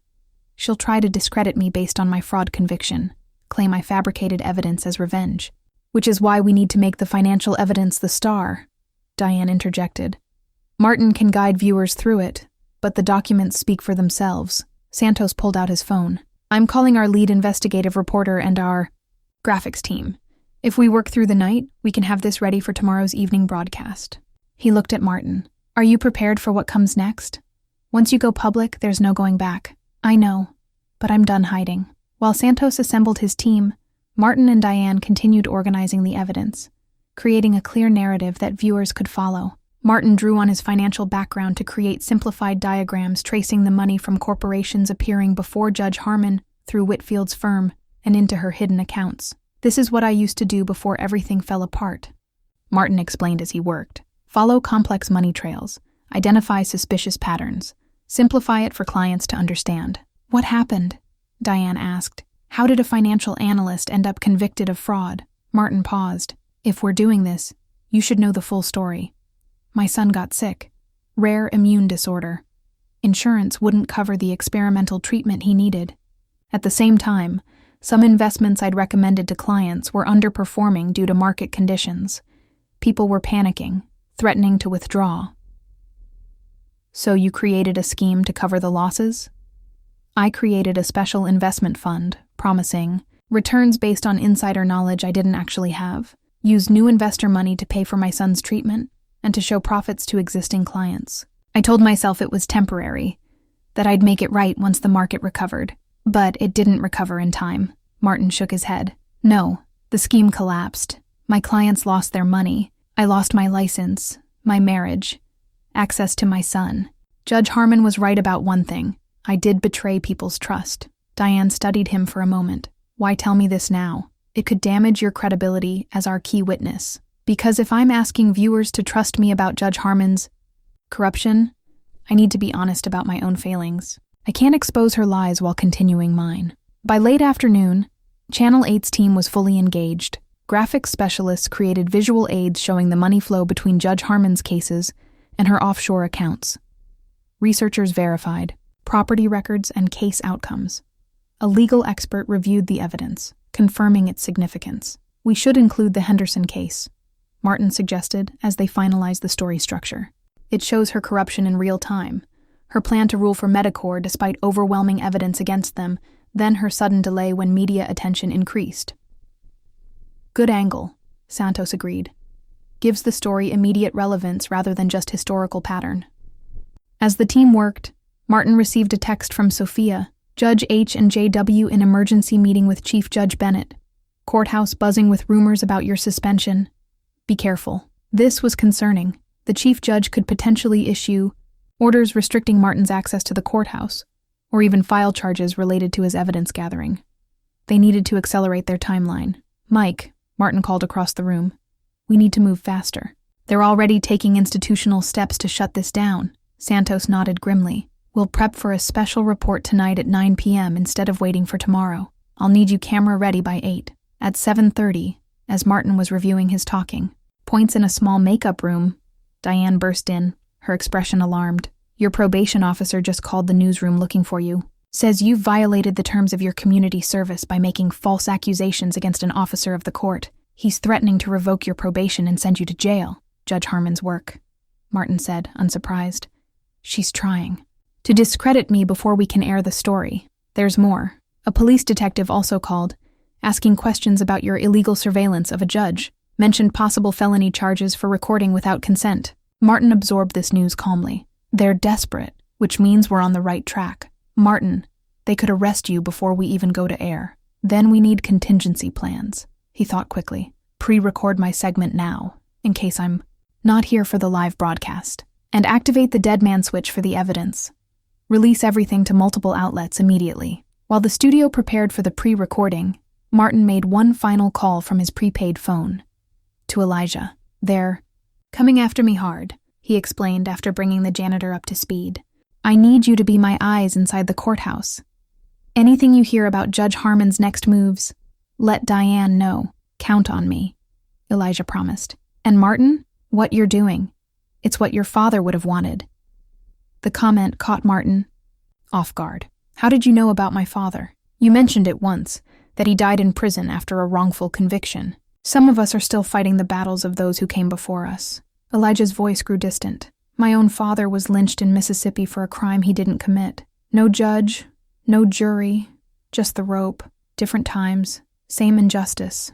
Martin felt a renewed sense of purpose wash over him. We'll get this done, Elijah. For all of them. By 8 p.m., Martin was seated in the studio, lights bright above him as the tech crew made final adjustments. The evidence was arranged in clear sequence, ready to be displayed as he walked viewers through Judge Harmon's years of corruption. 5 minutes to air, a production assistant announced. Martin straightened his borrowed tie, a strange calm settling over him. Whatever happened next, arrest, discreditation, even threats to his safety, the truth about Judge Eleanor Harmon would finally be exposed, and for the first time since his own downfall, Martin Reed felt something like redemption within. Reach! The newsroom buzzed with last-minute preparations. Graphics technicians finalized the visual aids that would help viewers understand Judge Harmon's financial schemes. Producers coordinated camera angles for maximum impact. Legal counsel reviewed the script, ensuring every claim was supported by evidence. Martin sat quietly at the center of this storm, mentally rehearsing his explanation of the complex financial web he had uncovered. Santos approached, offering a final briefing. We'll open with the anchor introducing the special report on judicial corruption, then cut to you explaining what you discovered while working at the courthouse. Walk through the evidence step by step, emphasizing the pattern over time. We'll display the supporting documents as you reference them. What about my own background? Martin asked. My conviction? We'll address it up front. Acknowledge your past. Explain how your financial expertise helped you recognize the patterns others missed. Being transparent about your history strengthens your credibility. Diane joined them, phone in hand. Just got word from Sophia. Judge Harmon has called an emergency meeting with her attorneys. They know something's coming. Any sign of police? Martin asked. Not yet, but she's been on the phone with the district attorney's office. Santos checked his watch. 2 minutes to air. Everyone ready? As the final preparations were made, Martin considered the journey that had brought him to this moment. 6 months ago, he had stood in Judge Harmon's courtroom, disgraced and defeated, accepting his sentence with resigned humiliation. Now he was about to expose that same judge's corruption to thousands of viewers, using the very skills that had once made him successful. Life's strange symmetry wasn't lost on him. 30 seconds, called the floor director. Martin took a deep breath, straightening in his chair. Across the studio, the news anchor adjusted his tie, awaiting his cue. The red light on camera 1 blinked on. Good evening. Channel 8 News brings you a special investigative report tonight on allegations of judicial corruption in our community. For months, our investigative team has been working with sources inside the courthouse to document what appears to be a pattern of judicial misconduct involving one of our most prominent judges. The evidence suggests a system where justice may have been for sale to the highest bidder. The camera switched to Martin, sitting beside Diane at the investigation desk. The anchor continued. Our primary source is Martin Reed, a former financial analyst who discovered evidence of this corruption while serving community service in the courthouse. Mr. Reed has provided extensive documentation supporting his claims, which our team has independently verified. We begin with his story. Martin looked directly into the camera. 6 months ago, I was sentenced to community service by Judge Eleanor Harmon after being convicted of financial fraud. I take full responsibility for my actions and the harm I caused. While serving as a janitor in the courthouse, I accidentally overheard Judge Harmon discussing the outcome of a case that hadn't yet gone to trial. That led me to look deeper, and what I found was disturbing. The broadcast proceeded smoothly, with Martin methodically explaining how Judge Harmon had systematically ruled in favor of attorney James Whitfield's clients while receiving hidden payments through offshore accounts. Graphics illustrated the money flow from corporations to Whitfield's firm to shell companies controlled by Harmon. Photos showed the judge's lakeside mansion, purchased through a web of limited liability companies to obscure its true ownership. Based on her judicial salary, Judge Harmon could not possibly afford this lifestyle, Martin explained. Our investigation traced payments coinciding precisely with favorable rulings in cases where millions of dollars were at stake. They played a portion of Kaufman's disguised testimony, describing how the judge had instructed him to delete recordings and alter transcripts. They showed statistical analysis of Judge Harmon's rulings, revealing the improbable 97% success rate for Whitfield's clients. Midway through the broadcast, Diane received a text from Sophia. Judge H, watching your broadcast now. Complete chaos. In chambers, as they neared the end of the segment, Martin addressed the Henderson case directly. Just this week, Judge Harmon was prepared to exclude critical evidence in a case against Medicor Pharmaceuticals, represented by James Whitfield. The evidence showed the company knew about dangerous side effects but concealed them from patients. The night before her scheduled ruling, Judge Harmon hosted a private gathering attended by both Whitfield and Medicor's CEO, a clear ethical violation. When media attention increased, she suddenly delayed her ruling. As the broadcast continued, Santos received a call from the station's security desk. 2 police officers had arrived, asking to speak with Martin Reed regarding potential witness tampering charges. Santos signaled to Martin, holding up 2 fingers and mouthing, "Police." Martin nodded slightly, continuing his explanation without missing a beat. They had anticipated this possibility and had already recorded the conclusion of his segment. If necessary, they could transition to the pre-recorded footage while Martin dealt with the officers. But before making that decision, Martin had one more crucial point to make live. The evidence we're presenting tonight doesn't just implicate Judge Harmon and Attorney Whitfield. It raises questions about our entire justice system. How many other judges might be compromised? How many rulings have been influenced by money rather than law? How many victims have been denied justice because they couldn't afford to pay? He leaned forward, his expression intensifying. This isn't about my personal redemption or revenge against the judge who sentenced me. It's about restoring integrity to an institution we all depend on. When justice is for sale, none of us are truly protected. Santos made a cutting motion across his throat. Time to wrap up. Martin concluded, "We've provided all our evidence to the State Judicial Ethics Committee, the Attorney General's office, and federal law enforcement. We call on these authorities to conduct a thorough, independent investigation into Judge Harmon's conduct and to review all cases where her impartiality may have been compromised." The camera pulled back to include Diane, who added, "Channel 8 News will continue to follow this developing story. We've requested comments from Judge Harmon and Attorney Whitfield, but have not received responses at this time. For now, back to the newsroom." As soon as they were off air, Santos approached urgently. "Police are waiting in the lobby. They have questions about your evidence-gathering methods." "Expected," Martin said calmly. "Is there a back exit?" "Through the production area, but Martin, running looks guilty. I'm not running from justice. I'm ensuring our story can't be suppressed." Martin turned to Diane. "Release everything now. All the evidence, to every outlet we discussed. Make sure it's in too many hands to be contained." Diane nodded, already typing commands on her laptop to activate their distribution plan. The officers mentioned witness tampering, not breaking and entering or illegal surveillance, Santos noted. That suggests they're fishing for charges rather than having concrete evidence of wrongdoing. Martin considered this. "They want to discredit me by any means possible. Standard playbook. Attack the whistleblower when you can't refute the evidence." "So what's your decision?" Santos asked. "Meet with them now or continue with the follow-up segment we planned?" Martin looked toward the studio, where technicians were preparing for the next phase of their broadcast. Interviews with legal experts, who would explain the implications of Judge Harmon's corruption. "Let's do both," he decided. "I'll speak with the officers briefly, Answer their questions without admitting to anything that could compromise our investigation. Meanwhile, continue the broadcast. Keep the story moving forward regardless of what happens to me."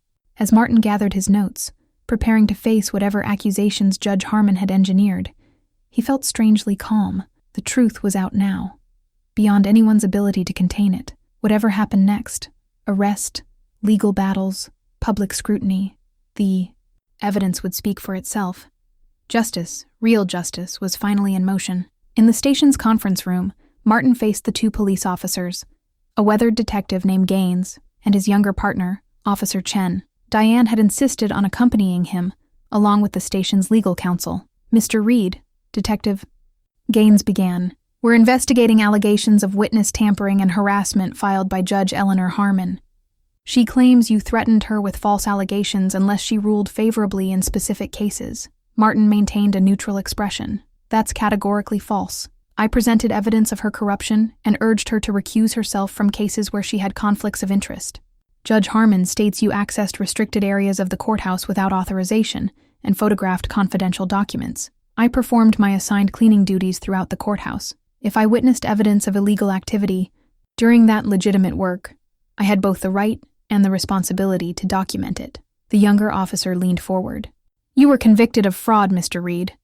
Your community service was a punishment, not a license to conduct your own investigation." "My past doesn't invalidate the evidence," Martin replied calmly. "Everything I've presented can be independently verified. We'll need access to all your evidence, including original photographs and recordings," Gaines stated. The station's attorney intervened. "My client has already provided that material to appropriate authorities, including the State Judicial Ethics Committee and the Attorney General's office.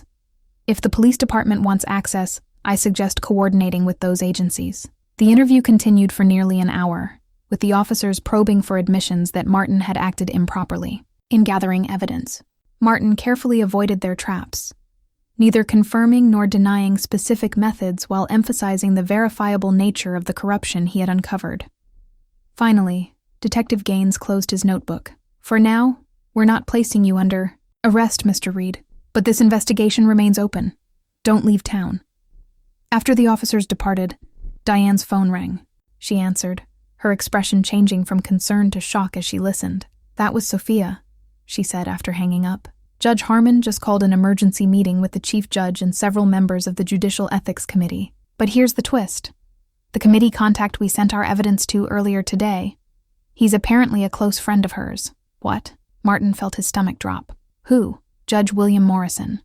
They attended law school together, just like Whitfield and Harmon." Martin ran a hand through his hair. "So, our ethics committee submission may have gone straight to Harmon," Diane finished grimly. "Sophia says Morrison was in Harmon's chambers earlier, reviewing documents.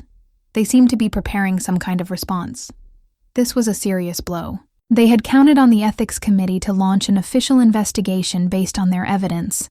If that committee was compromised, Judge Harmon might be able to counter their exposé with an official finding that dismissed their allegations. "We need to get ahead of this," Martin decided. "Call Santos. We need to do a follow-up segment revealing this connection between Morrison and Harmon." Before Diane could make the call, her phone buzzed with a text from Sophia. "Urgent. Court security reviewing all my access logs. Harmon knows I helped you. Need extraction from courthouse now." Martin and Diane exchanged alarmed glances. "She's in danger," Martin said. "Harmon's moving faster than we anticipated." They rushed back to the studio, where Santos was overseeing the ongoing broadcast. Legal experts were discussing the implications of judicial corruption, while viewers called in with their reactions. "We have a problem," Martin explained quickly. "Our inside source is exposed and needs immediate help, and the ethics committee member we sent evidence to is Harmon's ally." Santos cursed under his breath. "This is getting complicated. Our legal team is already fielding calls from Whitfield's firm threatening litigation for defamation. We need to send someone to help Sophia," Martin insisted. "And we need to expose the connection between Harmon and Morrison before they can issue some bogus official finding dismissing our evidence. I'll handle Sophia," Diane volunteered. "I can take a news van and pick her up. Say we're doing follow-up interviews at the courthouse."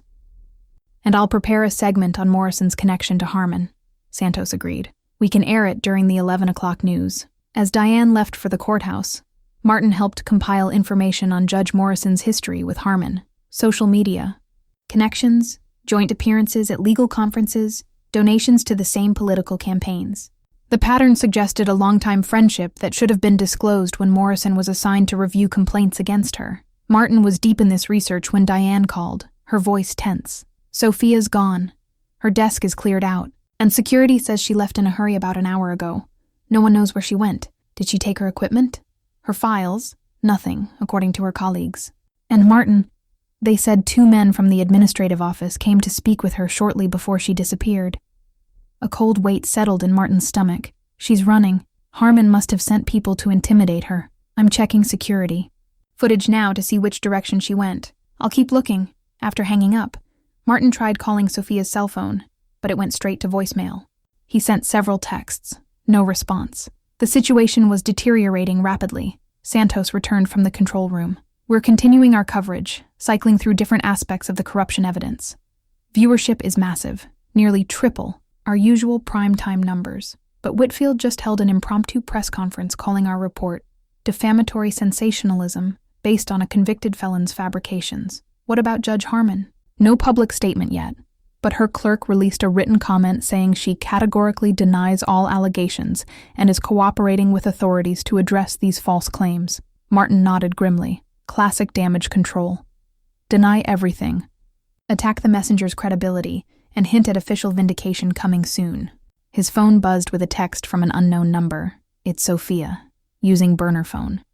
They seized my regular phone and computer, meeting you at the storage facility in 30 minutes. Come alone. Martin showed Santos the message. I need to go. Could be a trap. The producer warned. If Harmon's people got Sophia's phone, they could be luring you somewhere isolated. It's a risk I have to take. Sophia put everything on the line to help expose the truth. I can't abandon her now. Santos reluctantly agreed, but insisted on precautions. Martin would wear a wireless microphone connected to the station, allowing them to monitor the meeting remotely. If anything seemed suspicious, Santos would call the police immediately, as Martin prepared to leave. A production assistant rushed in. You need to see this. Judge Harmon just arrived at the State Attorney General's office with her lawyers. The studio monitors showed live footage of Judge Harmon entering the government building, surrounded by a phalanx of attorneys. Her expression was composed, almost confident as she ignored reporters' shouted questions. What's she doing? The assistant asked. Martin's eyes narrowed, making her countermove. She's probably filing formal complaints against me. Perjury, defamation, illegal surveillance, and offering some explanation for the financial evidence we presented. Can she really explain away all that evidence? She doesn't need to explain it all. Just create enough doubt to survive until this blows over. Rich, powerful people like Harmon don't need to prove innocence. They just need to muddy the waters enough to avoid consequences. Martin checked his watch. I need to go meet Sophia. Keep the pressure on. Continue broadcasting the evidence. Bring on more experts to analyze it. Invite viewers to share experiences from Harmon's courtroom. Don't let this story fade for even an hour. As he headed for the door, Santos called after him. Be careful, Martin. Remember, you're not just fighting for your own redemption anymore. You've become the voice for everyone who's been wronged by this corruption. Driving toward the storage facility where he'd first revealed the full scope of his evidence to Diane, Martin felt a strange mixture of determination and dread. Sophia's mysterious disappearance and urgent message suggested she had discovered something new, something that had put her in immediate danger. But was he driving toward a vital new piece of evidence, or into a trap set by those who would do anything to silence him? Either way, Martin realized, he had crossed a point of no return. Judge Eleanor Harmon, once the embodiment of untouchable authority in his eyes, was now fighting for her own survival. And people who fought for survival were often at their most dangerous. The storage facility loomed dark and quiet as Martin approached, its rows of metal units casting long shadows in the moonlight. He parked at a distance, scanning the area for any sign of surveillance or unusual activity. Nothing seemed immediately suspicious, but caution had become second nature. I'm approaching the storage unit now, he murmured into the concealed microphone. No sign of Sophia or anyone else. We hear you, Santos responded through the earpiece. Be careful.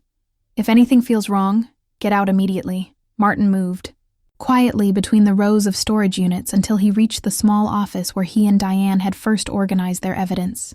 The lights were off, the door slightly ajar. He hesitated, then pushed it open slowly. Sophia? A figure emerged from the shadows in the corner. Sophia, her copper hair tucked under a baseball cap, her face pale with strain. Did anyone follow? You? She demanded immediately. No, I took precautions. Martin closed the door behind him. What happened at the courthouse? They moved faster than I expected.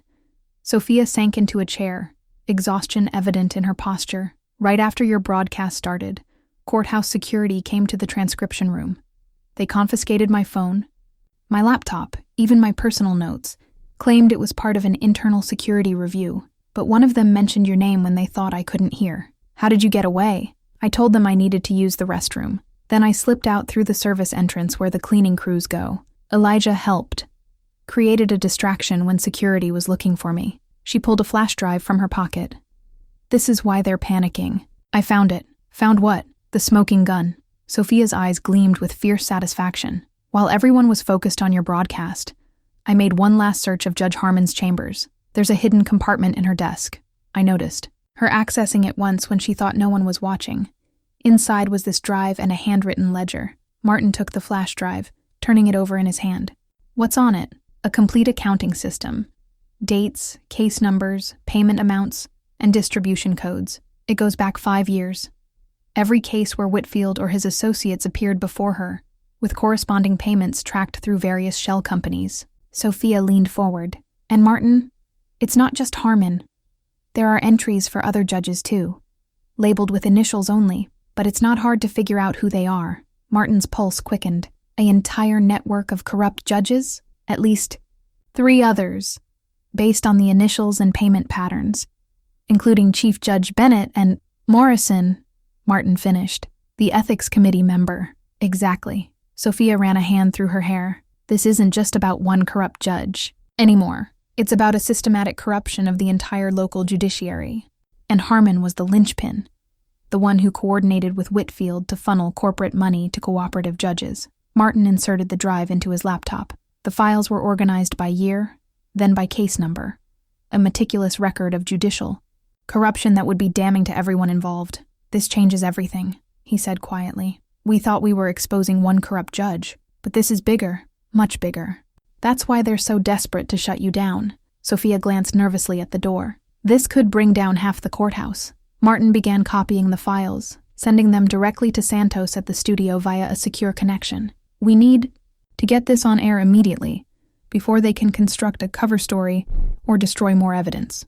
As the files transferred, Martin noticed something else on the drive. A folder labeled Insurance. Inside were dozens of recordings, meetings between Harmon, Whitfield, and various corporate executives discussing specific cases and payment arrangements. Harmon had been protecting herself all along, ensuring that if she ever went down, she wouldn't go alone. She recorded everything, Martin said, amazed at the thoroughness of the judge's self-protection measures. Every corrupt deal, every co-conspirator, the perfect insurance policy, Sophia agreed. No one could turn on her without incriminating themselves. Martin's earpiece crackled with Santos's voice. Martin, we're receiving the files. This is incredible material. But we've also got reports that police are looking for both you and Sophia now. Apparently, Judge Harmon has filed formal harassment charges against you and accused Sophia of stealing confidential judicial documents. We need to move, Martin told Sophia. They'll check here eventually. Where can we go? They'll be watching the TV station, Martin thought quickly. We need a public place with witnesses. Somewhere they can't simply arrest us and make us disappear into the system. A plan formed in his mind. The city council is holding an open session tonight on budget allocations. There will be press, public officials, community members, and it's being broadcast live on the government access channel. Sophia finished, catching his thinking. If we show up there with this evidence, they can't silence us without it. Becoming a public spectacle. Martin gathered his laptop. Santos, are you hearing this? Loud and clear, came the producer's voice. I'll send a news crew to the city council meeting immediately. We'll interrupt regular programming once you're ready to present. As they prepared to leave, Martin turned to Sophia. This is the point of no return. Once we go public with evidence, implicating multiple judges. There's no walking back. Your career in the courthouse is over. Sophia's expression hardened. My career in a corrupt system isn't worth preserving. And remember, my brother is still serving time because of these people. This isn't just about exposing corruption for me, it's personal. They left the storage facility separately, taking different routes toward City Hall. Martin drove carefully, aware that his description might have been circulated to patrol officers. In his earpiece, Santos provided updates. Judge Harmon just released a statement calling your broadcast a malicious campaign of lies, orchestrated by a convicted felon seeking revenge. She's scheduled a press conference for tomorrow morning. She won't make it to that press conference, Martin replied. Not once this new evidence goes public. At a red light, Martin checked his phone and found a message from Elijah. They're searching the building for more evidence. Shredders running. In multiple offices.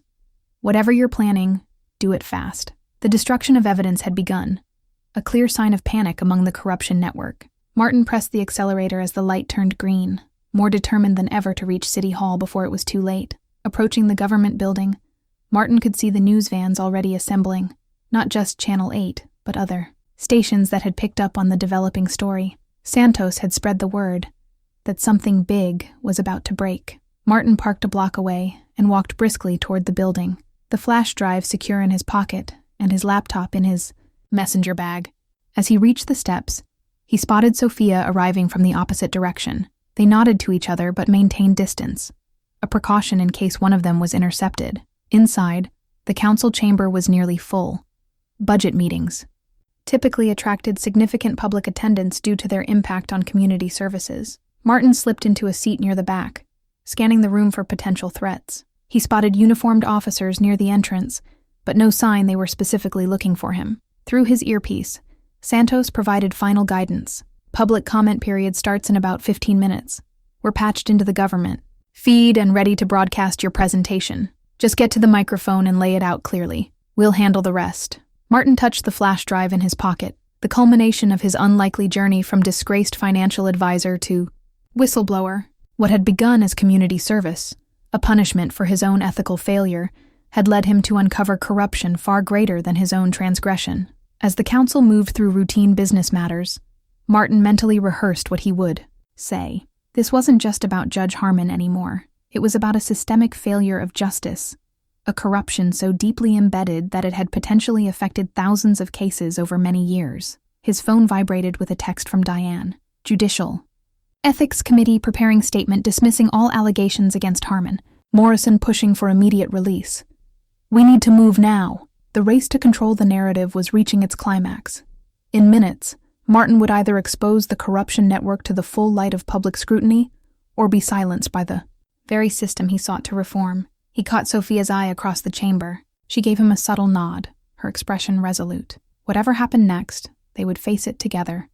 Two unlikely allies united by a commitment to truth that transcended their own personal interests. The council president's voice cut through. Martin's thoughts. We'll now open the floor for public comment. Speakers will be limited to 3 minutes each. Martin rose from his seat, moving deliberately toward the public microphone. This was it, the moment of truth. Martin approached the microphone with measured steps, conscious of every eye in the chamber gradually turning toward him. The council president, a gray-haired woman with reading glasses perched on her nose, nodded for him to begin. My name is Martin Reed, he began, his voice steady despite the adrenaline coursing through him. I'm here to present evidence of judicial corruption that affects every citizen in this community. A murmur rippled through the audience. At the council table, several members exchanged glances. Point of order, Madam President, one councilman interrupted. The budget hearing isn't an appropriate forum for unrelated allegations. The president hesitated, but Martin pressed on. This directly impacts city budgets. Millions in litigation settlements and legal fees have been manipulated through corrupt judicial decisions that have cost taxpayers while enriching private interests. This caught the council's attention. Budget shortfalls had been a contentious issue all year. You have 3 minutes, Mr. Reed, the president conceded. Martin connected his laptop to the chamber's presentation system, and the screen behind the council lit up with financial diagrams. The evidence from Judge Harmon's flash drive now organized for public consumption. Earlier today, Channel 8 News broadcast initial evidence of corruption involving Judge Eleanor Harmon, Martin explained. Since then, we've discovered this is not isolated to one judge, but involves a network of judicial officials who have systematically corrupted our courts. The diagrams showed money flows from corporations through Whitfield's law firm to various offshore accounts. Case numbers were displayed alongside payment amounts, creating an unmistakable pattern. What you're seeing is a sophisticated system where justice is literally for sale. Martin continued. Cases worth millions to corporate interests were decided by judges receiving secret payments. Civil lawsuits against powerful companies were dismissed. Criminal cases connected to influential individuals were manipulated. In his earpiece, Santos was jubilant. We're broadcasting this live. Viewership is exploding. Keep going. Martin advanced to the next slide, a chart showing judges' initials alongside payment codes. This evidence implicates at least 4 judges in our district, including Chief Judge Bennett and Judge Morrison of the Ethics Committee, the very person assigned to investigate these allegations. The council chamber had fallen completely silent, the audience transfixed by the presentation. Near the entrance, Martin noticed police officers speaking into their radios, likely reporting what was unfolding. This corruption has real victims, Martin continued, his voice gaining intensity. People denied compensation for injuries, families who lost loved ones to corporate negligence, defendants who couldn't afford to buy favorable rulings. He advanced to a recording, one of Judge Harmon's insurance files. The judge's voice filled the chamber, discussing the Henderson case with Whitfield and Medicorp's CEO. We'll exclude the internal memos as usual, Harmon's voice stated clearly. Standard procedural ruling, same as the Barrett and Williamson cases. The usual arrangement for compensation applies. Worth every penny, the CEO replied with a chuckle. These plaintiffs would bankrupt us if their evidence got to a jury. Martin stopped the recording, letting its implications sink in. This is from last week, a case currently before Judge Harmon's court, where she planned to exclude evidence showing Medicorp knowingly concealed dangerous side effects of their medication. The council president had abandoned any pretense of maintaining normal proceedings, her face showing shock as the evidence mounted. Camera crews from multiple news stations had entered the chamber, capturing every moment. Mr. Reed, the president finally managed, these are extraordinary allegations. Have law enforcement agencies been provided with this evidence? We've submitted everything to the State Attorney General and FBI, Martin confirmed. But given that Judge Morrison of the Ethics Committee is implicated and has been working to dismiss these allegations, we felt public disclosure was necessary to prevent evidence from being suppressed. At that moment, the chamber doors burst open. James Whitfield strode in, flanked by 2 uniformed officers. His face was flushed with anger as he pointed directly at Martin. This man is engaged in criminal defamation and evidence tampering, Whitfield announced loudly. Officers, I demand his immediate arrest and the seizure of that computer. The officers looked uncomfortable, clearly aware of the cameras recording every action. One of them stepped forward hesitantly. Sir, we have a warrant for... Before you execute that warrant, Martin interrupted calmly, you should know that everything I've presented is backed up on multiple servers and has been distributed to news organizations nationwide. Arresting me won't stop this evidence from becoming public. From across the chamber, Sophia had approached another microphone. My name is Sophia Reeves, court reporter for Judge Harmon.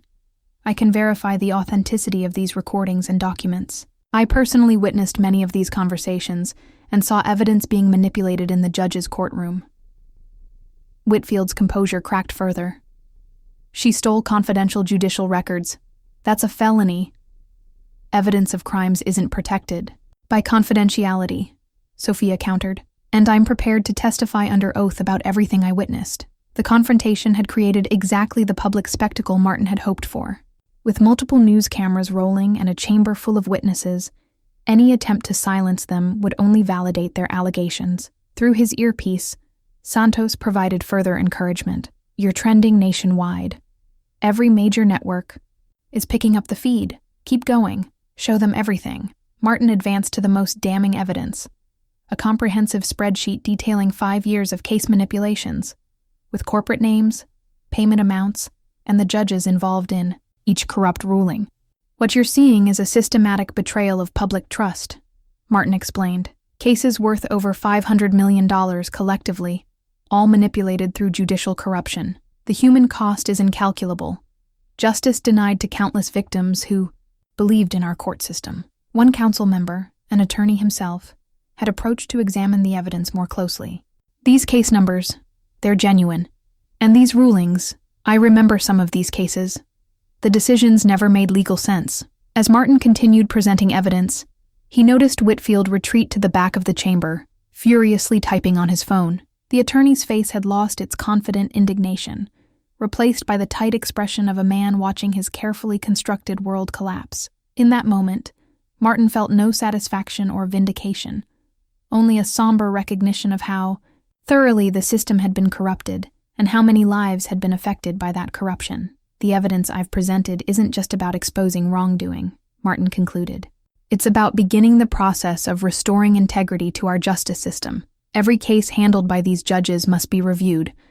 Every victim deserves reconsideration, and those responsible must be held accountable, regardless of their position or power. As Martin stepped away from the microphone, the chamber erupted in questions and exclamations. Cameras followed his every move.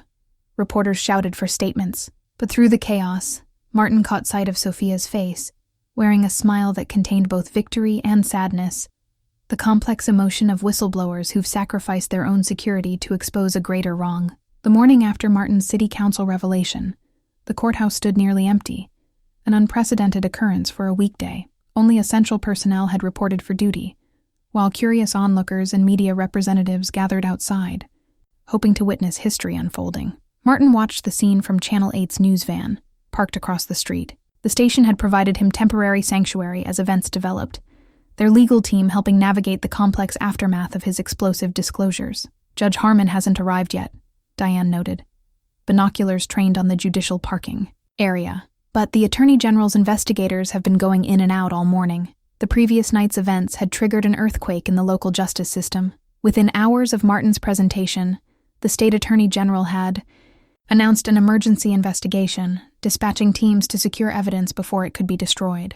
The FBI had joined shortly after, citing potential violations of federal anti-corruption statutes. Martin's phone buzzed with a text from Elijah. AG agents sealed Harmon's chambers and Bennett's too.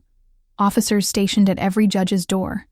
Court calendar suspended indefinitely. The immediate fallout had been swift and dramatic. Judge Morrison had resigned from the Ethics Committee by midnight, citing health concerns. Chief Judge Bennett had issued a terse statement recusing himself from all administrative duties pending investigation. 2 other judges implicated in the evidence had simply failed to appear for their morning dockets. Most notably, Judge Harmon herself had canceled her planned press conference and issued only a brief written statement through her attorney. Judge Harmon categorically denies all allegations and will cooperate fully with appropriate investigating authorities to clear her name.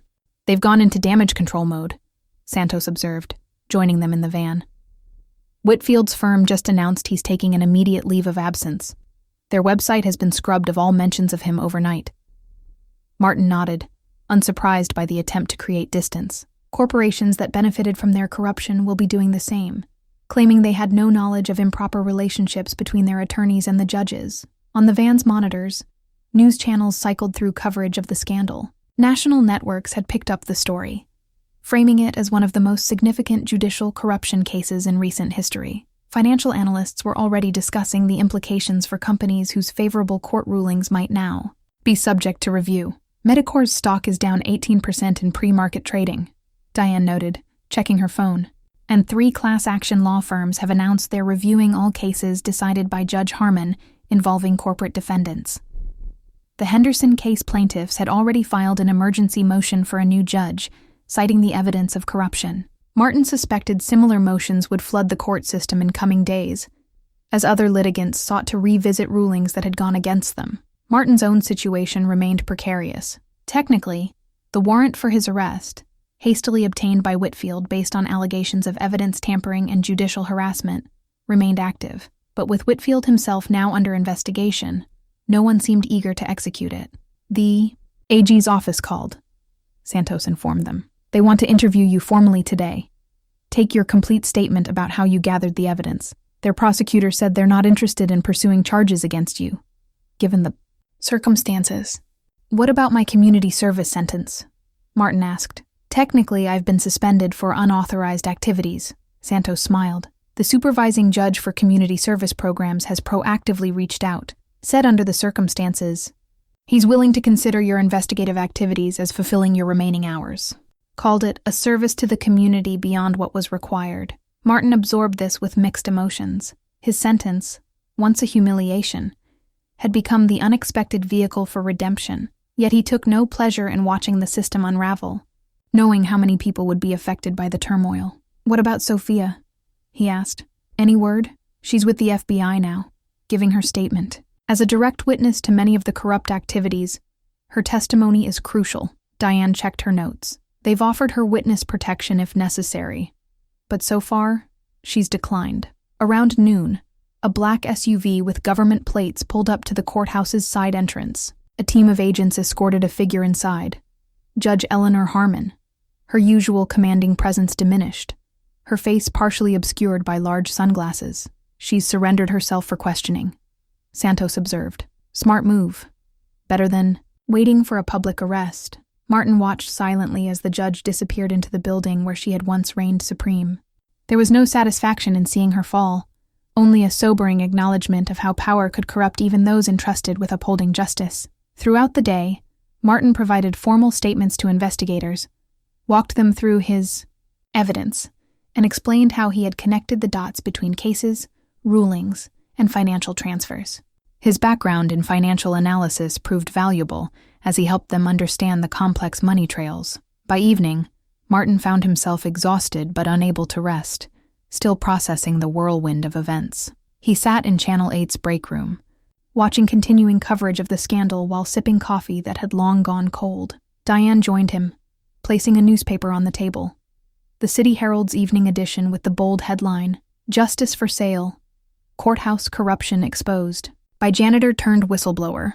"They're calling you a hero," she said quietly. Martin shook his head. "I'm not. I'm just someone who couldn't look away when I saw something wrong." That's the definition of courage, Martin. He thought about his journey, from successful financial advisor to convicted fraudster to courthouse janitor to whistleblower. Each role had taught him something about himself, about the system, about justice and its fragility. "I keep thinking about all the people affected by these corrupt rulings," Martin said.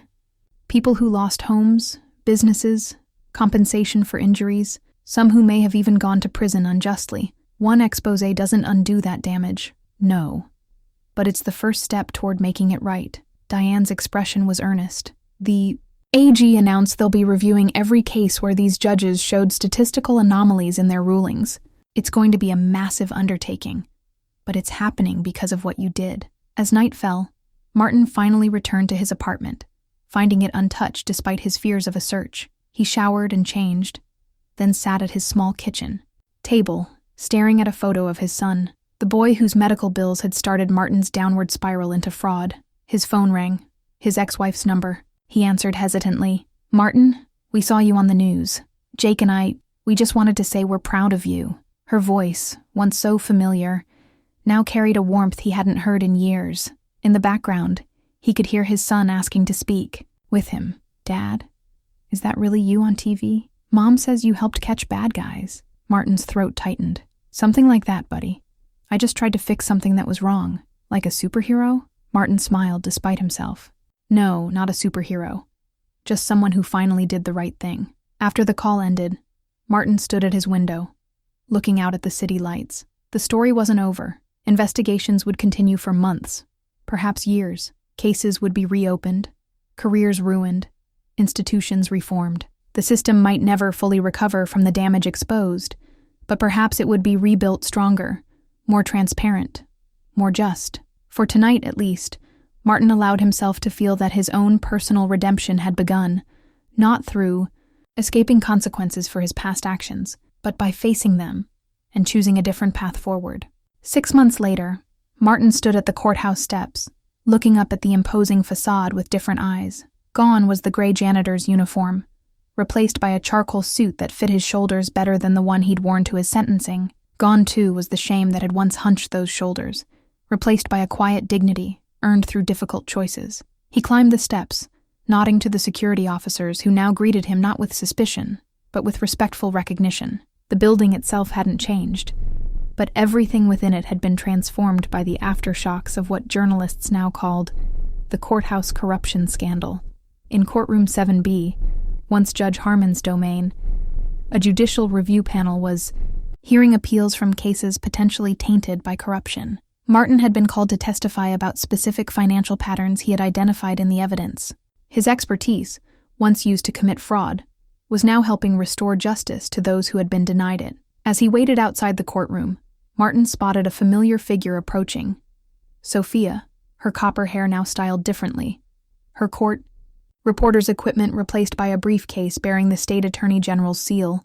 "Special Investigator Reeves," Martin greeted her with a smile. "The new job suits you." Sophia's eyes sparkled. "Who would have thought my stenography skills would be perfect for documenting corruption evidence?" The AG created a whole task force just to handle the case reviews. How many so far? Over 300 cases reopened for review. 47 judgments already vacated, including my brother's conviction. She touched Martin's arm. "He's home now, starting over. That wouldn't have happened without you." Before Martin could respond, the courtroom doors opened, and a clerk called his name. Inside, the review panel, 3 judges brought in from different districts to ensure impartiality, waited to hear his testimony about financial evidence in specific cases. For 2 hours, Martin walked the panel through the money trail connecting corporate defendants, Whitfield's firm, and the corrupt judges. He explained how payments were disguised, how ruling patterns correlated with financial transfers, how the entire system had been manipulated to benefit those with resources to buy favorable outcomes. When he finished, the lead judge, an older woman with penetrating eyes, asked, "Mr. Reed, given your background in financial analysis and your subsequent conviction for fraud, how should this panel weigh your testimony regarding these financial matters?" Martin considered the question carefully. "My conviction was for betraying my client's trust, a serious ethical failure I'll always regret.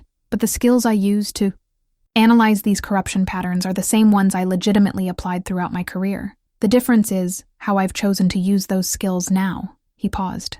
"More importantly, every financial connection I've identified can be independently verified. The evidence speaks for itself, regardless of its messenger." The judge nodded, seemingly satisfied with his answer. After the hearing, Martin exited the courthouse to find Diane waiting, recorder in hand.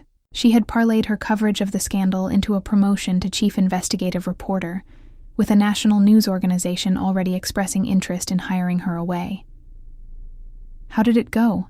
she asked. "Productive. The panel seems committed to getting this right. No shortcuts, no rushing to judgment in either direction." "Speaking of judgment," Diane said, "have you heard the latest on Harmon and Whitfield?" Martin nodded. The former judge and attorney were facing multiple federal charges, including racketeering, bribery, wire fraud, and conspiracy. Both had pleaded not guilty, but the evidence against them was overwhelming. 2 other judges had struck cooperation agreements, providing testimony in exchange for leniency. "Trial starts next month," Martin noted. "I'll be testifying, of course. And Judge Morrison? Disbarred last week. No criminal charges due to his cooperation, but he'll never practice law again." They walked together toward a nearby cafe, their regular meeting spot for updating each other on developments in the ongoing case. The story had maintained national attention, spawning investigations into judicial corruption in other jurisdictions and prompting legislative calls for greater transparency in the courts. "I got a call from Elijah this morning," Martin mentioned as they waited for their coffee. "The courthouse administration created a new position for him, facilities manager. After 27 years as a janitor, he finally got the recognition he deserved." "Good for him," Diane smiled. "What about you? Still consulting with the Attorney General's task force?" "For now, but I've been thinking about what comes next." Their coffees arrived, and Martin continued. "The AG offered me a permanent position in their financial crimes unit, said my unique perspective would be valuable. Are you going to take it?" Martin shook his head. "I'm starting a nonprofit instead. The Justice Restoration Project, helping people who've been victims of judicial corruption navigate the appeals process, connecting them with pro bono attorneys, providing financial analysis of their cases." "Sounds perfect for you," Diane observed. "Using your skills to help others. That's the plan. I can't undo my past mistakes, but I can try to balance the scales moving forward." As they talked, Martin noticed a family entering the cafe, the Hendersons, whose case against Medicor had been one of the first to be reassigned after Judge Harmon's corruption was exposed. With a new judge presiding, They had finally received their day in court, resulting in a substantial verdict acknowledging the harm caused by the company's concealed medication risks. Mrs. Henderson caught sight of Martin and approached their table. "Mr. Reed," she said warmly, "I hoped we might run into you someday. We wanted to thank you personally." Martin stood to greet her. "I'm just glad you finally got a fair hearing. More than that," she replied. "The settlement will cover Tommy's ongoing care for life, and Medicorps has been ordered to add new warning labels and safety protocols." Her eyes grew moist. "Other families won't go through what we did. That means everything." After the Hendersons departed, Martin and Diane finished their coffee in thoughtful silence. Finally, Diane asked the question that had lingered between them for months. "Was it worth it?